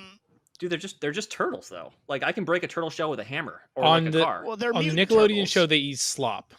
They eat Yeah. slop every day until they go to the above surface world and eat pizza for the first time, and then they have like a zing kind of Like reaction, out and of are body like, experience. yes, and then that's all they want to eat from that point on. Okay, good. Well, because in my Ninja Turtles, they should eat pizza every day. I don't care about Yeah. the dietary impact of that. Well, in the Uh, comics, they eat Chinese takeout. They don't eat pizza. Yeah, well, I'm not a big Teenage Mutant Ninja Turtles comics guy. I like I'm just talking I about like the canon. I know you're a servant to it, Jeff, but like I said, I don't know how much of a fan of the comic books I would be. I like my fun-loving pizza Too mature eating for you. You need Ninja the Turtles, childish yeah. stuff. which you know, I pick and choose when things should be serious, and when things should be silly. So Yeah, I get it. Turtles should be As silly. he's giggling like a little god with his. All right. To me, if you're talking about who'd win in a fight, the biggest challenge I see for the Turtles is just lack of hierarchy and lack of structure. Granted, they have Splinter at their helm. You know, I've met adult people who still to this day think that Raph was the leader of the Turtles. That's insane. Those are Well, I blame dumb people. Well, I mean, guys, I don't know. The original movie soundtrack actually listed Raphael as the leader of the Ninja Turtles. Did they really? The song talks about Raphael leading the Ninja Turtles. Which Way is to pay attention to the first film that you all love so much. Which to me is I blocked that which out. to me That's is a weak absurd point. because he's the least fit in the entire group to be leader. Honestly, yeah. I know I'd Yeah. follow Mikey first. Definitely. Absolutely. Yeah. Well, and honestly, as far as their teacher goes too, like a rat that size in New York City isn't even that unique. There's like a dime a dozen. So like, if something happens to him, like just go to the next fucking drainage ditch, you know? I love the video that went viral a few years ago of that rat in New York City that was carrying a slice of pizza down the subway. Because everybody exactly knew where that fucking rat was going and what he was taking, who he was taking it to. That's so It's like, oh, great. it's fucking Splinter. No, I think Splinter is a much better sort of trainer than disembodied head Zordon was. I mean, you know, Splinter was a great mentor sensei. He raised them to be ninjas. He gave them, you know, their martial arts abilities. Like in terms of discipline and cohesion, I think the Turtles got the training from birth. You know, I think in terms of discipline, yes, he bestowed upon them a certain knowledge of martial arts and kind of forced them to grow up in this lifestyle where they could defend themselves in this way. How they use it, you know, is pretty impressive in the long term. But I think Zordon and the Power Rangers are a different relationship. As Jeff alluded to earlier, each of them brought their own specialty to the group, and they could all kind of teach each other and grow with each other. And he was more just a facilitator than like a teacher or, you know, kind of overseer. But again, from birth, the Turtles were raised to be ninjas, and you know, Donatello, you know, did the machines, so he brought all the tech aspect, even though he just used a stick to fight with. He, you know, he had his inventions and everything like that. Yeah. So they each brought their own thing to the table as well, while also being brothers, actual family raised from birth to be ninja killing machines. As the song says, they're the world's most fiercest fighting team. So And how can they fucking lose so much? they don't. I feel like they get their asses kicked a lot, man. Like in that movie, Look at they're any Power constantly on the Rangers verge of TV show losing. clip. Again, it's Somebody like should tell them that we're the good guys. It's a Sparky in the explosion and like a barrel roll flip done by the Red Ranger, and they're like lying on the ground, like John was talking about, like in a fog, afraid of Goldar and shit like that. Because he's a 16-year-old kid. Yeah. Well, hey, they're ninja teens. Where Goldar they're was a teenagers, conqueror of worlds. Yeah, they're facing. No, he's Shredder a and the martial Foot art. Clan. I mean, is a 16-year-old human boy a ninja? no, Who well, grew up I in mean, California? what we're talking about. I mean, dude, He's just a it's martial one half artist. dozen of another. He has, like, with a black the belt, Ninja that's it. Turtles. They're Yeah, all they're he's all like- just like So- it's At two best, he's like teens- Johnny Cage. You know, It's two At groups of best. ninja teens. Jeff, you're saying that the Power Rangers have no reason to actually be heroes in this context. What are you talking about? They are heroic. Not How did good I? enough. No, all right. What are you inferring here, Mark? I don't understand what I said implied that. No, please make just your Power point. Rangers are far inferior. There's no other argument other than that. It's pretty just black and white. Wow, you really brought some. Some would say to the table, green and and I white. appreciate that, Mark. Good thought, Mark. I concur with Mr. Truex. He stuck to his point. I think you can make an argument that like being raised from birth to be a ninja like killing machine does make you an effective killer. But that's only one way of coming to the martial arts. And I think the fact that the Power Rangers have like technology and like heavy weaponry on their side also makes it a really, really difficult Donatello brought the physical technology. fight. Granted, it was non-lethal, and a lot of it was flinging pizzas or manhole tops at people. You know, the sewer lids. But you know, those will fuck you up. The Power Yeah, Rangers they're hit heavy. so hard that sparks come off of your body and you flip 3 or 4 times through the air. Very So comically. I feel like the turtles also have like the public against them, because imagine like you're getting mugged and it's like traumatic and the guy's got a gun or a knife on you or whatever, and you're like handing your possessions over, and suddenly out of nowhere these gigantic turtles come swooping down. Yeah. And they attack, like, so they're going to save you from the mugging, but who's going to save you from the PTSD that's going to be induced from being saved by the turtles? Like, is turtle insurance going to fucking cover that? I don't think so. This was Yeah, Tim's childhood, and why he didn't like the turtles growing up is because he had nightmares all the time from these giant turtles coming after him. Tim They're moved scary. to San Francisco. Tim hates and was punkers with shaved heads who paint Tim- themselves green. Tim moved to San Francisco and lived in complete fear that the turtles were going to pop out on like Market Street. I thought things scarier than live turtles there. I'll tell you that. Ironically, Tim is probably the only one of us who like grew up with turtles. Doesn't your mom like have turtles? Tim Probably Yeah, didn't feed them, and she they has- probably died. She has a gigantic desert tortoise and a fucking little box turtle, like 20 little Did box something turtles that she happen breeds. with that? Did it like bite you, and that's why you don't like the turtles, or what's the No, No, I think if anything, Tim has just realized after living with turtles his entire life how even mutants, even if they came into contact with radioactive ooze, they would still just be inferior to rangers, They're space not rangers. bringing Yeah. enough to the table. Like, yeah, they're turtles. So They're, I'm not they're you're getting very hung. It's not like it's At not like best, a turtle. they make a good soup. You know. Oh, Yeah. thank you, Shredder. do you know actually? Do you know what took down my mom's turtles recently? I guess she like switched over their cages, and some raccoons been breaking in, Oh, and she Jesus. found like 3 turtals So- that were like half eaten. So like the raccoons ate their shell. Here's how weak the turtle shell is: the raccoons just ate through it, and then Are ate your the mom's insides of the turtles turtles. mutant? Were they created with the ooze? Were they raised from birth to be What did ninja the ooze teens? do to the turtles, though? It Except turns make them them, everything like, into about It makes them gigantic. way stronger. It turned them into No, it didn't. fucking humanoid turtles, Tim. They're not Yeah, but that pet doesn't mean they shop have turtles crawling superpowers. around. Like, I don't know if you've ever even seen the show or played the game. They're not They- just pet shop turtles anymore. Yeah, but no, they're just gigantic and they can like do karate, but that doesn't mean that they have special powers. Like when the Power Rangers morph, they actually have like enhanced abilities and they're wearing armor. And they have like these innate apparently Mostly ninja skills come out spandex. that they what? yeah. Mostly spandex. Yeah, It no, makes it's most- futuristic It's not space actually material. spandex though. Yeah. Yeah, it looks like Full spandex, make. but I Also, mean it can what like made me watch the movie where then they upped the budget and it was all And- just armor. And again, I just want to go back to like what you keep Well, saying. none of Like the other they, Ranger fans watched it, they- so I didn't feel like I should. they were raised to be ninjas. I feel like anytime a child is forced into something by their guardian, they're just not going to be as passionate about it, as compelled to and driven about it as someone who came into it on their own, made the decision to train hard, made the decision to sacrifice all these things in their life to be one of the heroes in the Power Rangers, and therefore I think just the motivation level is there for the Power Rangers that just isn't there for the turtles that are just forced into this. They're like father figure did it, so now all of a sudden they have to do it. I mean, Jesus I will Christ, take family the business. family, Yeah. the family ties and cohesion of the Ninja Turtles over some angsty teens in the Power Rangers in terms of cohesion. They're all Dude, angsty teens. Listen, the yeah, Power the Ninja Rangers, Turtles are Yeah. angsty teens. but at least they have the literal blood ties to where they need to stick together with one another. And I will grant you, like the Megazords, they're impressive, especially compared to say the regular turtle van. But or Donatello's, Oh, thank you for giving us that. Okay. or Donatello's stick. But, You But I will put them say, together without in the Beast Wars, Zords. Dinobot used a stick to great effectiveness against a Transmetal, so you never know what could happen.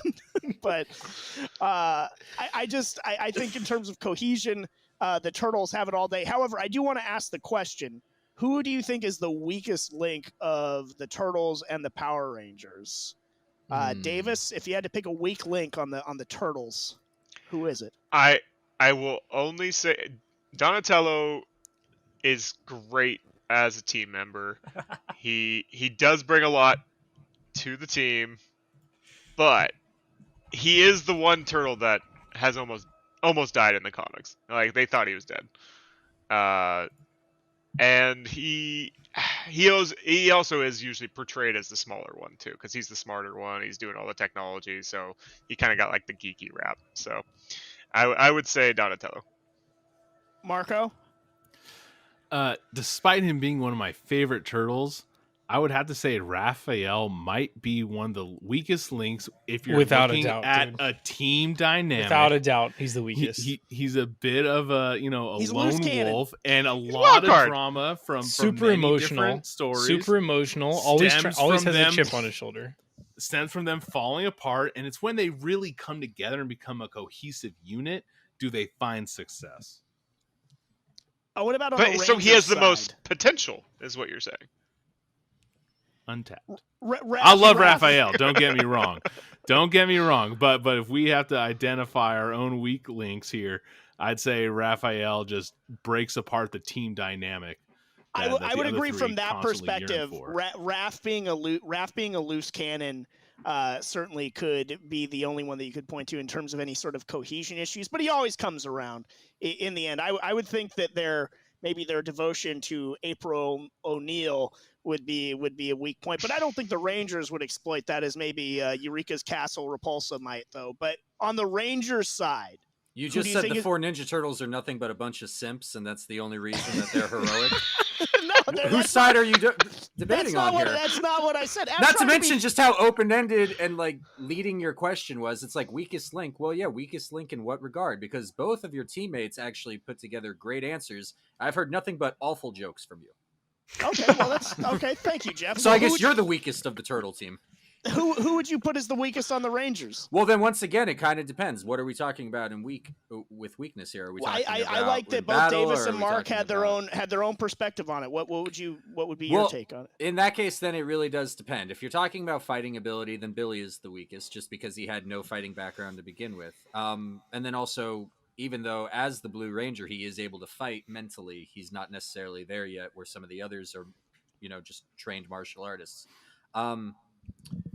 In terms of like how serious they take things, I would probably maybe say Kimberly. I think she's kind of a little bit goofy. If we talk about the one who's maybe most distracted by girls, that was always Zach. He's kind of the skirt chaser of the group.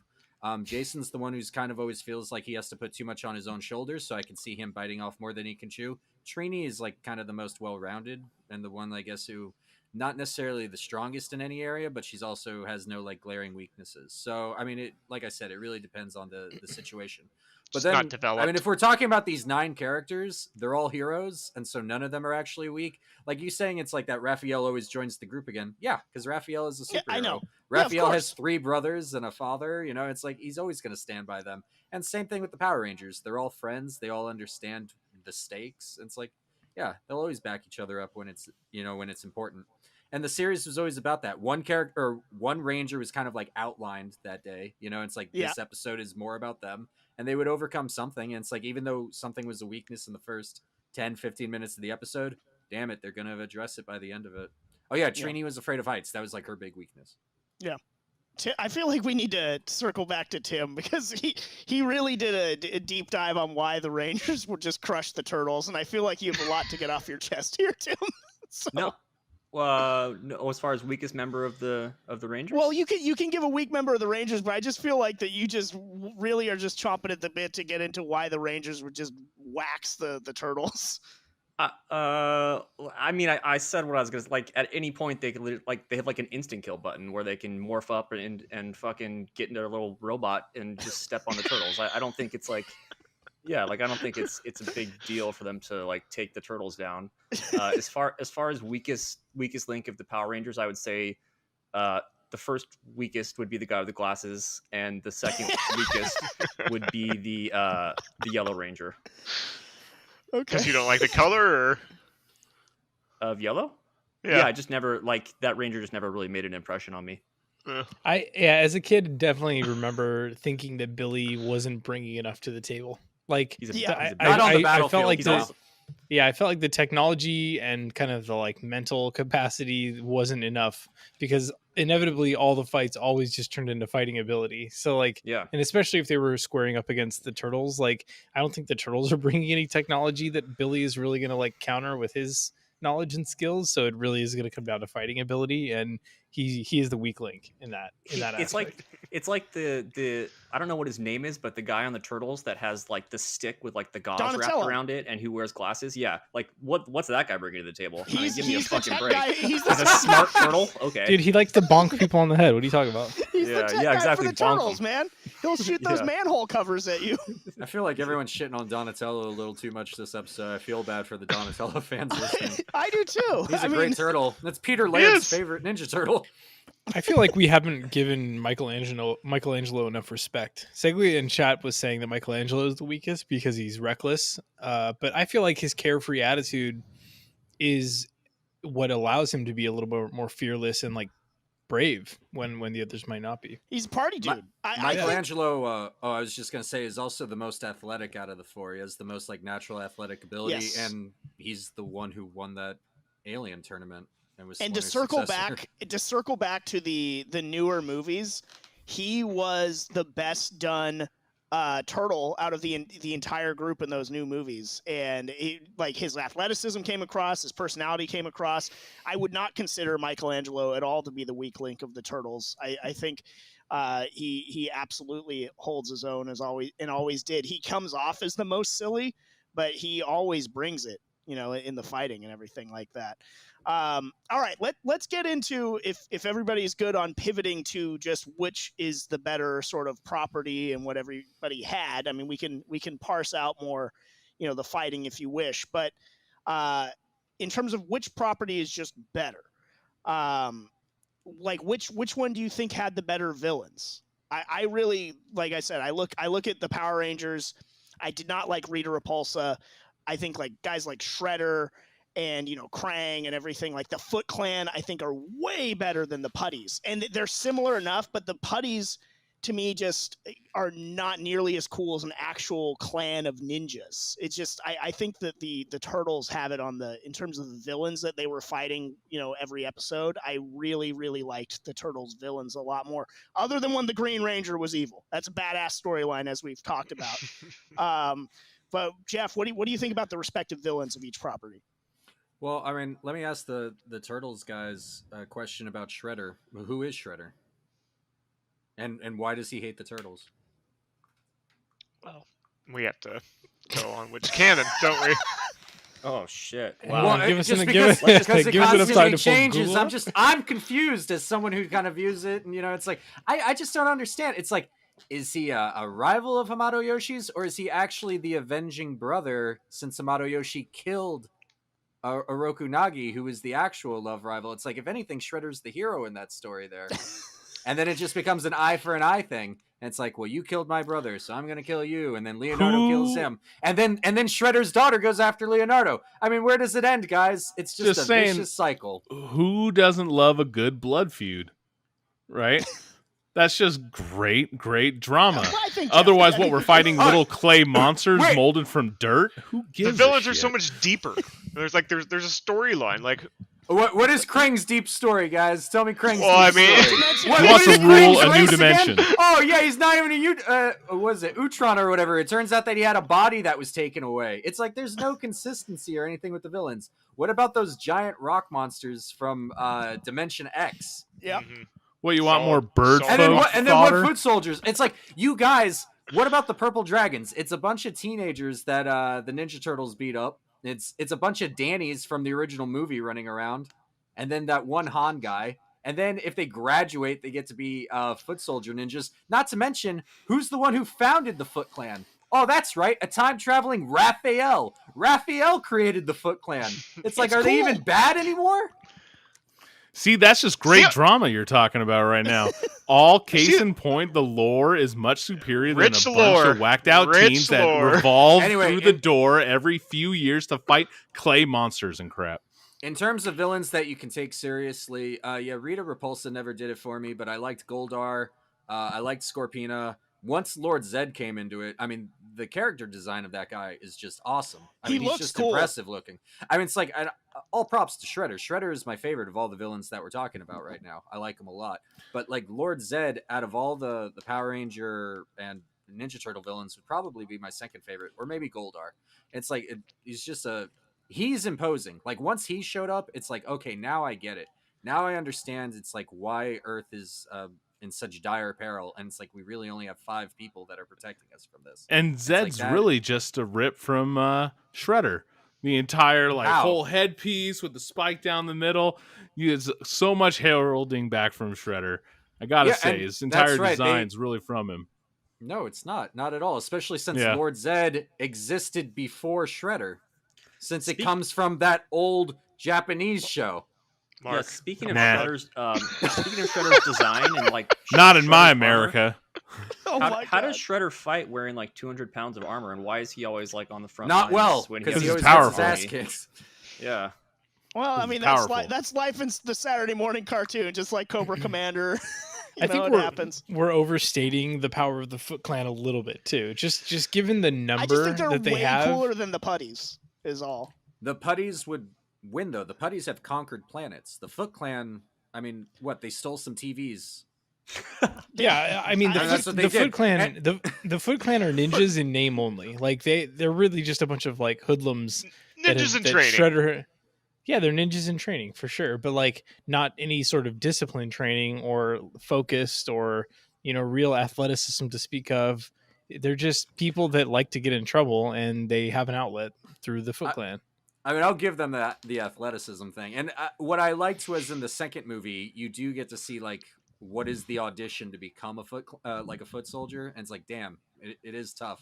Because was it Ernie Reyes Jr., whoever the pizza delivery boy was? It's like he was a talented martial artist, but he was completely out of his depth as far as like removing the bells from the mannequin or whatever. Thank God Raphael was there. But it's like, it's funny that that's the training montage, and it's like that's what it takes to be a foot soldier, and then the foot soldiers suck in every other thing that I've ever seen them do. I saw one slapped April O'Neil in the face in the first movie. That was like the most impressive thing that a foot soldier has done. Ever done. Yeah. She tried to fight back too. Well, the putty- Good on her. Yeah, she was hitting him with the purse. She was doing okay, and she pulled the sigh out. Yeah. This single woman in New York was unimpressed by these ninjas in the subway. All right, what about who had just the overall branding and like merchandise power in your guys' opinion? Because we talked about extensively about the action figures and everything like that. Both were featured on the Toys That Made Us. A lot of it was inescapable wherever you went. I just think the sheer number of like Turtles action figures that were kept coming out, the video games that in the arcade games, I just feel like the Ninja Turtles just really sort of dominated that space. Not to say that the Power Rangers didn't do very well, and they have. I mean, I remember a few Comic-Cons back, I forget which exclusive it was, but were they giving away the coins and the little... It was the Morpher and the coins, yeah. The Morpher and the coins, like the line for that and the excitement and the buzz surrounding that was still very, very strong. But I think overall, I think more people would associate like that peak like action figure sort of time period with the Ninja Turtles before they would think of like the Power Rangers in that space, I guess. Well, you're painting it in a very narrow like perspective. You're talking about action figures and you're talking about arcade games. If we're going to talk about bulk of video games, Power Rangers have more video games than the Teenage Mutant Ninja Turtles. And then in terms of action figures, I think part of that is an 80s, 90s thing where both are obviously marketed the hell out of each other, and that's what the whole point of these properties are. It's just they keep printing money. But, I mean, the Ninja Turtles, I mean, it got to the point where it was ludicrous in terms of what it is that they were making. I mean, it is a bunch of clown shit. And you even see that in the Toys That Make Us, the guys that were designing the toys, all of the comic book artists and everything. I mean, they were starting to laugh at, a certain point. Yeah. About how, it was very formulaic as far as what it is that you're supposed to do. It really was just like throw an idea at the wall. It's like everything was made. I mean, it was ridiculous. With the Power Rangers, I'm happy that they didn't make as many toys as the Ninja Turtles did, and it never got out of control like that. But in terms of like presence in like the population and everything, it helps a lot to have actors with faces. Like, I was watching the making of the original movie, and they interviewed, I think it was everybody but Amy Jo Johnson was in the interview. And they were talking about, I mean, it was kind of like being the Beatles and stuff as far as the malls and the different celebrity kids that they met at the premieres. And the actor who plays Adam, he's the voice of Ash the Stampede on Trigun. I can't think of his name, Johnny Young Bosch or something like that.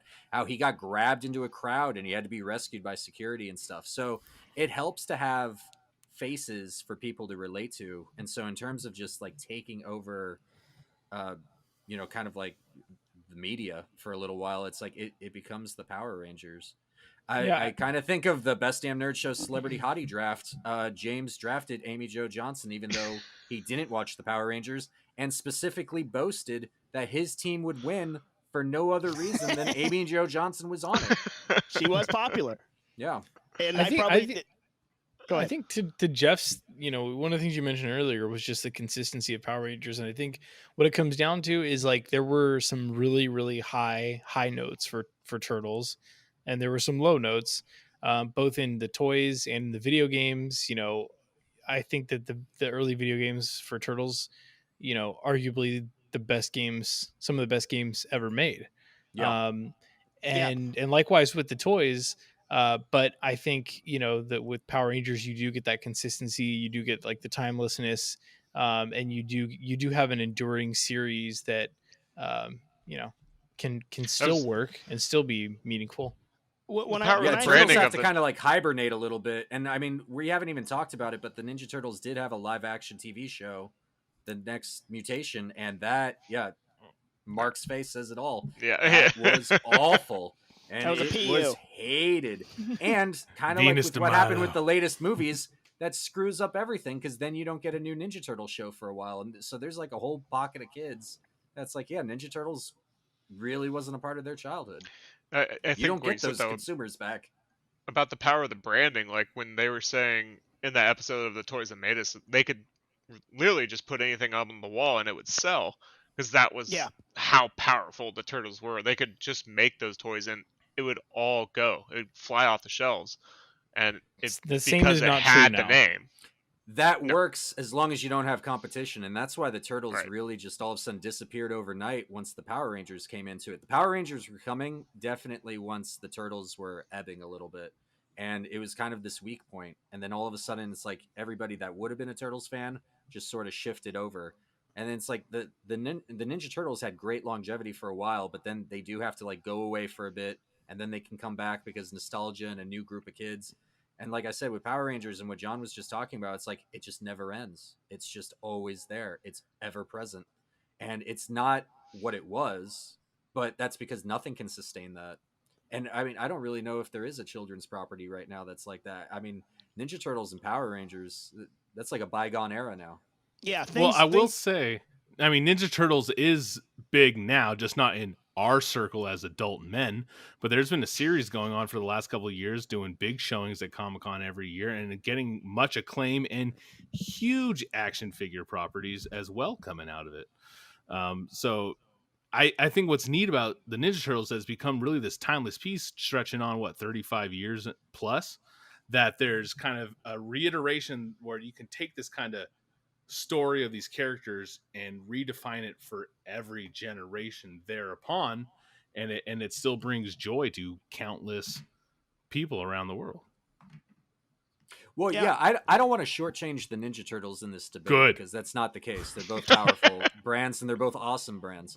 But like we were saying, it's like Power Rangers doesn't have an off button, where the Ninja Turtles does have to take a break. And it's like, Mark, I'm not a kid, but I work with kids. I know what they talk about. They tell me what they watch. They tell Are me they what watching stickers, Power Rangers? They tell me what stickers they want me to have in my prize box. Yeah, they are. I have Power Ninja Rangers- Turtle stickers. Nobody's asking for them. The Power Rangers are still big with the age group right now. Well, And I Ninja think- Turtles is very popular. I mean, John was just talking about the Nickelodeon series. He watches it with his son and is hooked himself. Yeah. One thing that I think is really fun to look back on these kind of properties is imitation is the sincerest form of flattery, sort of thing. Where you look at Ninja Turtles and you got things like Biker Mice from Mars and Street Sharks and a lot of these other Dude, very Street quintessential Sharks was 90s awesome. properties. Jossum, Yeah. right? And then you look at Power Rangers and what you got: Big Bad Beetleborgs with Yeah, that which blue was Jay awesome. Leno looking Superhuman guy. Samurai Cyber Squad. You liked You also had Beetleborgs, James, Tattooed but not Teenage- Power No, Rangers? I said Beetleborgs was awful. Oh, I thought you said awesome. It's like, what? No, It was on Beetleborgs one was of my awful. 3 channels. I watched it. Not gonna It was lie, an but absolute channel change. I kind of enjoyed all of it, to be honest, but it wasn't as good as Power Rangers. I It's hated like, them. it's all right. It came out God. too late for you. I get it. Yeah. Just, It's not an 80s property. What can you do? Thank you. Thank you. 3 Uh, Beatles. Ugh.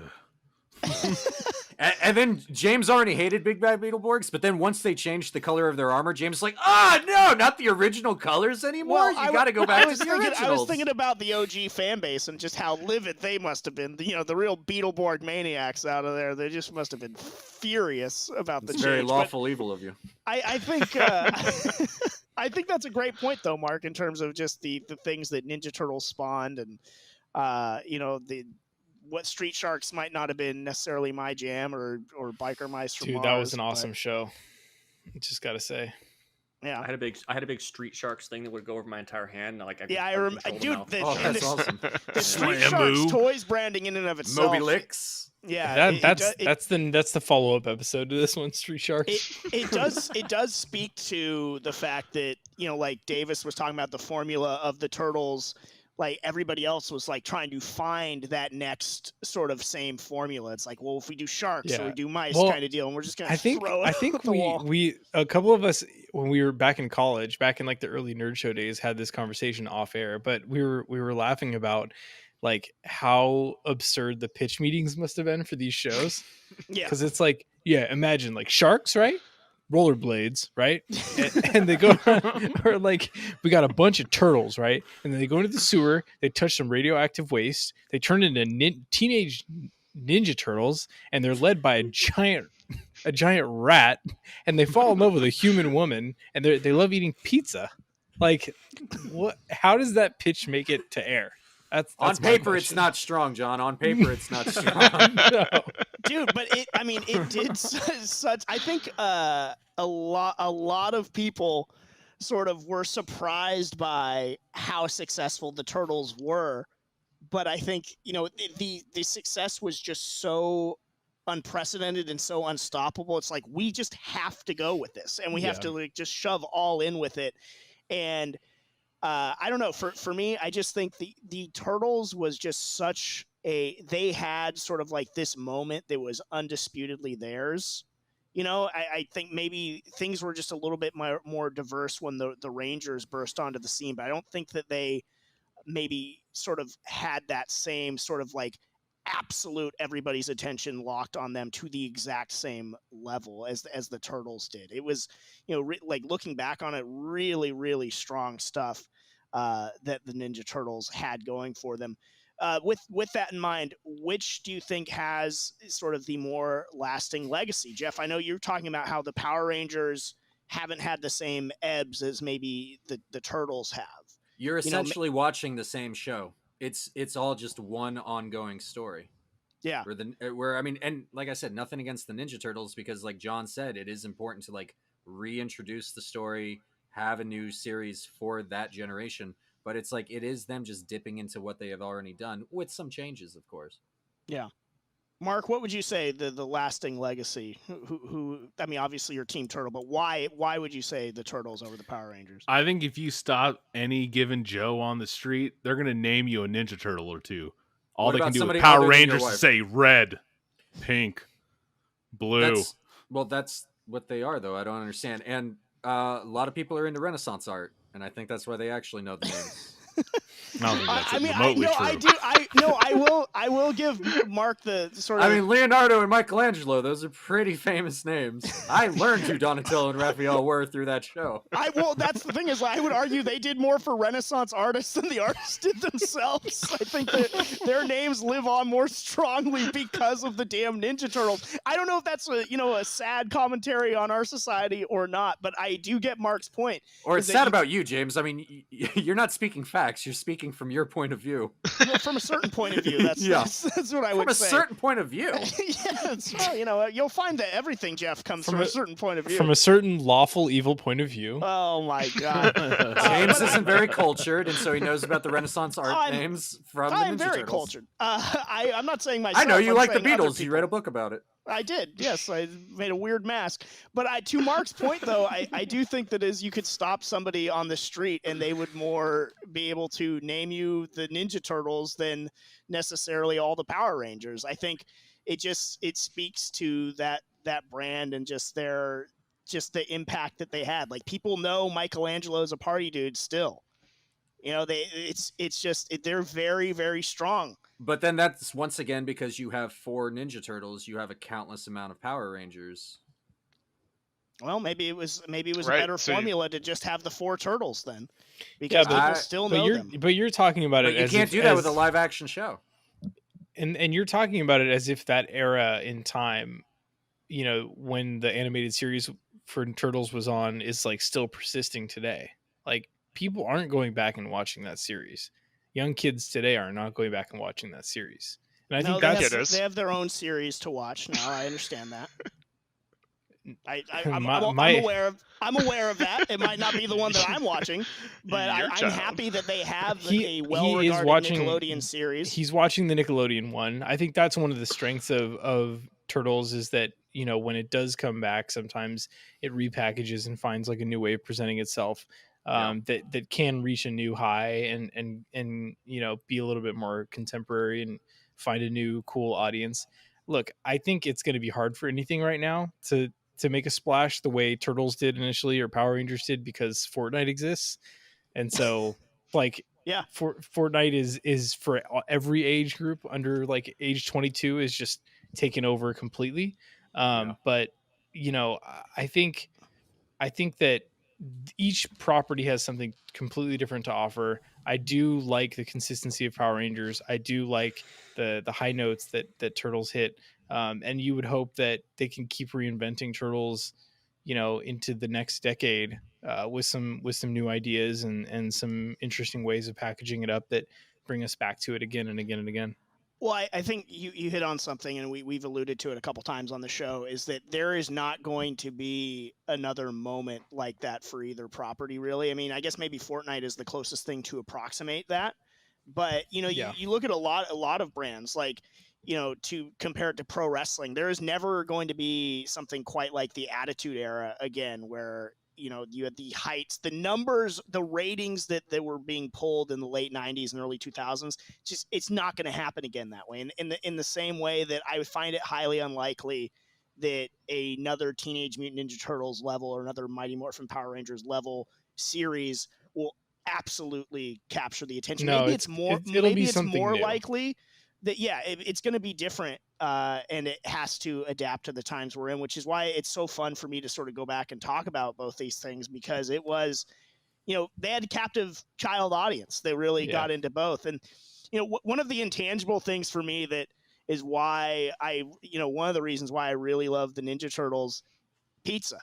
Like the fact that they love pizza, it gave us all a perfect excuse to have pizza parties with your friend. Hey, you're coming over, gonna watch the Turtles movie, or having a Teenage Mutant Ninja Turtles themed birthday.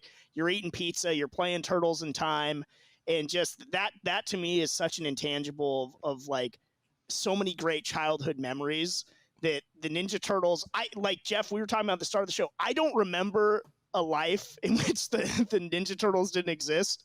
So I don't know how popular of a childhood food pizza was pre-Turtles, because I didn't exist, but they certainly helped up the popularity of pizza. I will say that. And I am forever grateful for them to have done that.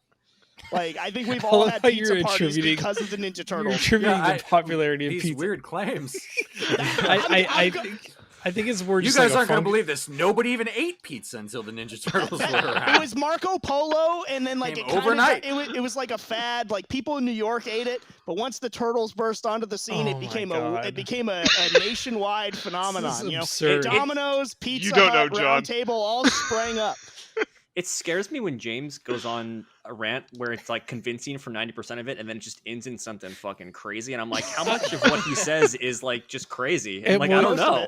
And now I don't know. But because he's so impassioned, like I was just gonna agree with him and be like, same. That's bored. true. Yeah, that he is always so takes true. it too Like, far, though. He always takes no it one, too no far. one like the Turtles basically introduced pizza to America from Italy. That's his claim. That's his claim. No, from Japan, actually. Yeah, it's actually a Japanese cuisine. That's what they, Marco Polo actually. Very ninja-esque. Yeah, it's a ninja health food. Actually, it helps them with their flips and everything.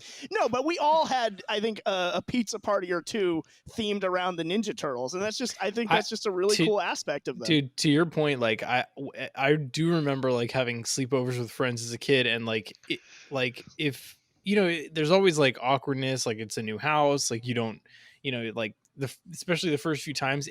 If someone had the Turtles movies though, like instantly cut the awkwardness. Throw a Turtles movie on, eat some pizza, like it's a perfect excuse to order a za. Yeah, exactly. We're watching the Ninja Turtles movie. What are we gonna eat for dinner? Oh, I don't know, pizza.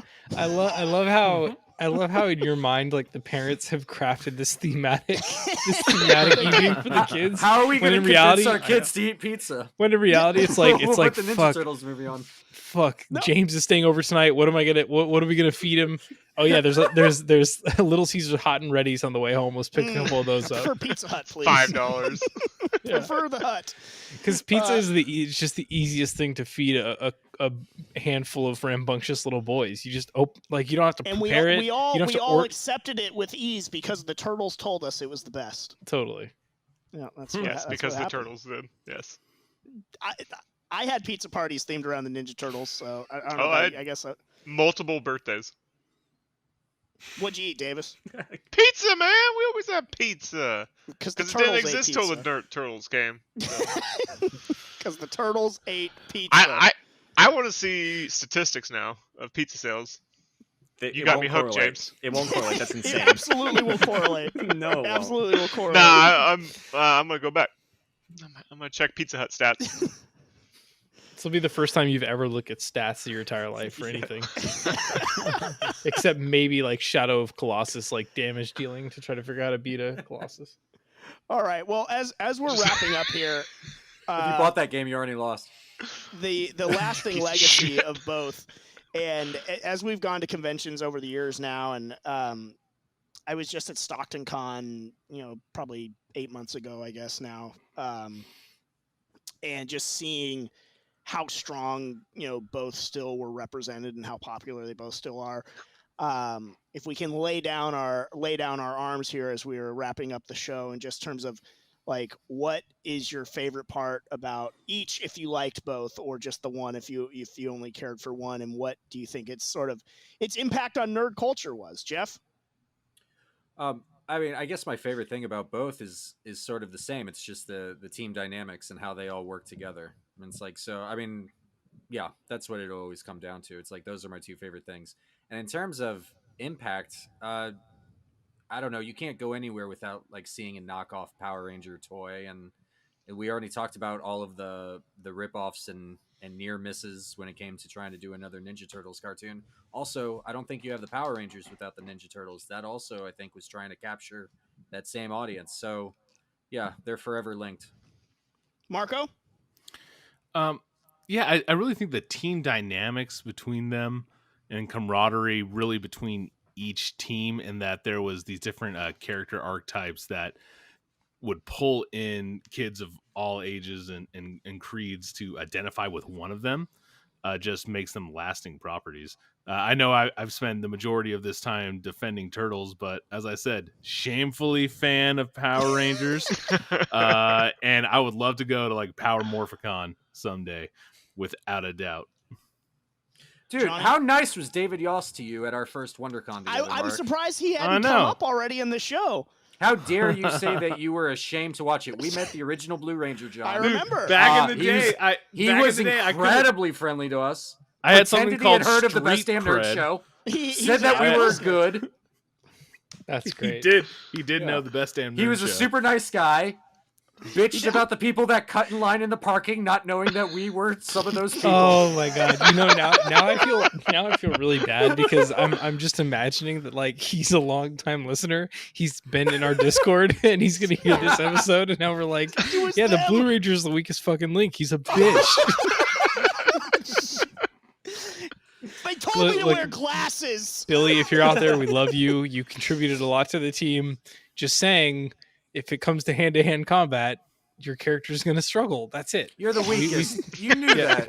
But he got the best color. He knows. Blue's You're awesome, the smart you know? guy, dude. And He's rocking the size. That's cool. He's rocking the blue. You're doing your thing. I'm surprised He you had a guys lance. meeting him hadn't come up already. But John, what do you take away from both these? Because I know you're a fan of both. I mean, I love them both equally. To me, they checked all the boxes. The most important and the biggest box being just like violence and martial arts. Like that's really all I was looking for as a kid, and both shows delivered that. Ninjas, be they mutant turtles or from space, really had a big slice of the pie at that time. Davis, how about you? Yeah, I just remember I'm pretty sure my favorite color is blue because of the Ninja Turtles, because I was such a Leonardo fan. So that's where like my favorite colors stem from. But beyond that, the Turtles. And because of Billy. Of course, Chris's From the favorite Power color Rangers, is No. David Yost. I like blue. No. Shout out to David Yost. And I gotta say, I retconning this whole still don't like episode. the Rangers. I'm not on one side of the fence I'm not in the middle here. I'm full turtles. I still don't like the Rangers that much, but I'm glad you guys do, and thank you for defending them. But You're welcome. yeah, somebody had to, so thanks for doing it. I know what side Jeff wants to be on. Davis was genuinely perplexed that anybody was going to root for the Power Rangers. So it's like I I'm totally so understand where you're coming confused. from. It's like, what? This isn't a debate. What? But for I nerd was culture, too, when it was just in terms of which was cooler, I was like, well, the turtles, like, right? Like, I just figured that we all would have liked the turtles more than the Rangers. Now, when it came to who would win in a fight, I was like, okay, that makes more sense why people would back the Rangers. But right. when it was just like which property was cooler, I was like, who would pick the Rangers? Yeah. But obviously we found and You you guys. picking the Rangers over the turtles still I'm terribly vexed, Jeff. But Well, we Tim, weren't friends in the 90s. we should have been in the Elseworlds that we were. Tim, if We you could want have to had a Power Ranger pizza party. No, Power Rangers didn't eat pizza. No, they had a something- balenced diet and they promoted I'm good sure. I'm health. sure they ate it Exercise. from time to time. Hey, more kale, James? Like, yeah, I guess. Tim, if Imagine you where wanna you'd be now. yeah, I'd be killing it, but you know, I prefer the pizza. Tim, if you want to shit on the turtles one more time. I mean, honestly, as far as like lasting power, I would say because like kind of what you guys were talking about earlier, how there's like some sort of sense of shame associated with the Power Rangers. I think that lasts through, that still is present this day, whereas that's not the same with the turtles. So as far as longevity, I would put my eggs in the turtle basket, so to speak.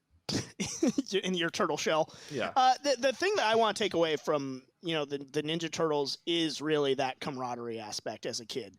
Love that they were this brother team and everything like that, but the action figures were great and all that, but some of my fondest memories of like just friends of mine were coming together and playing Turtles in Time together, or watching the Teenage Mutant Ninja Turtle movies like John was talking about. If you throw that on, there's no awkwardness. Sleepovers, playing Ninja Turtles with other friends is really was something special. And, again, when I hear that intro song for the cartoon, I'm instantly, pumped up. And so it was a special moment in time. I'm appreciative of the fact that, Power Rangers fans had similar experiences. And it is really cool as an outsider, looking at them and seeing the lines to, meet like Zach or Jason or Kimberly and stuff like that. Or Billy probably had the longest line of all to meet Billy because he is the most popular and the coolest and, super badass Ranger. I love that he's a listener of the show. Friend of the show. How quickly we sell out. Yeah, exactly.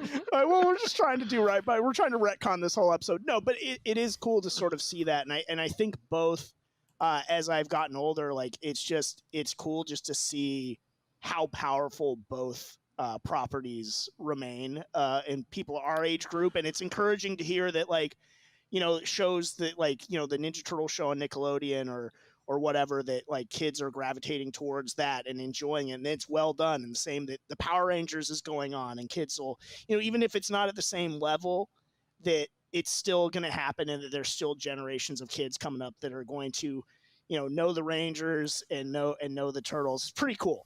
And, so enjoy your pizza parties.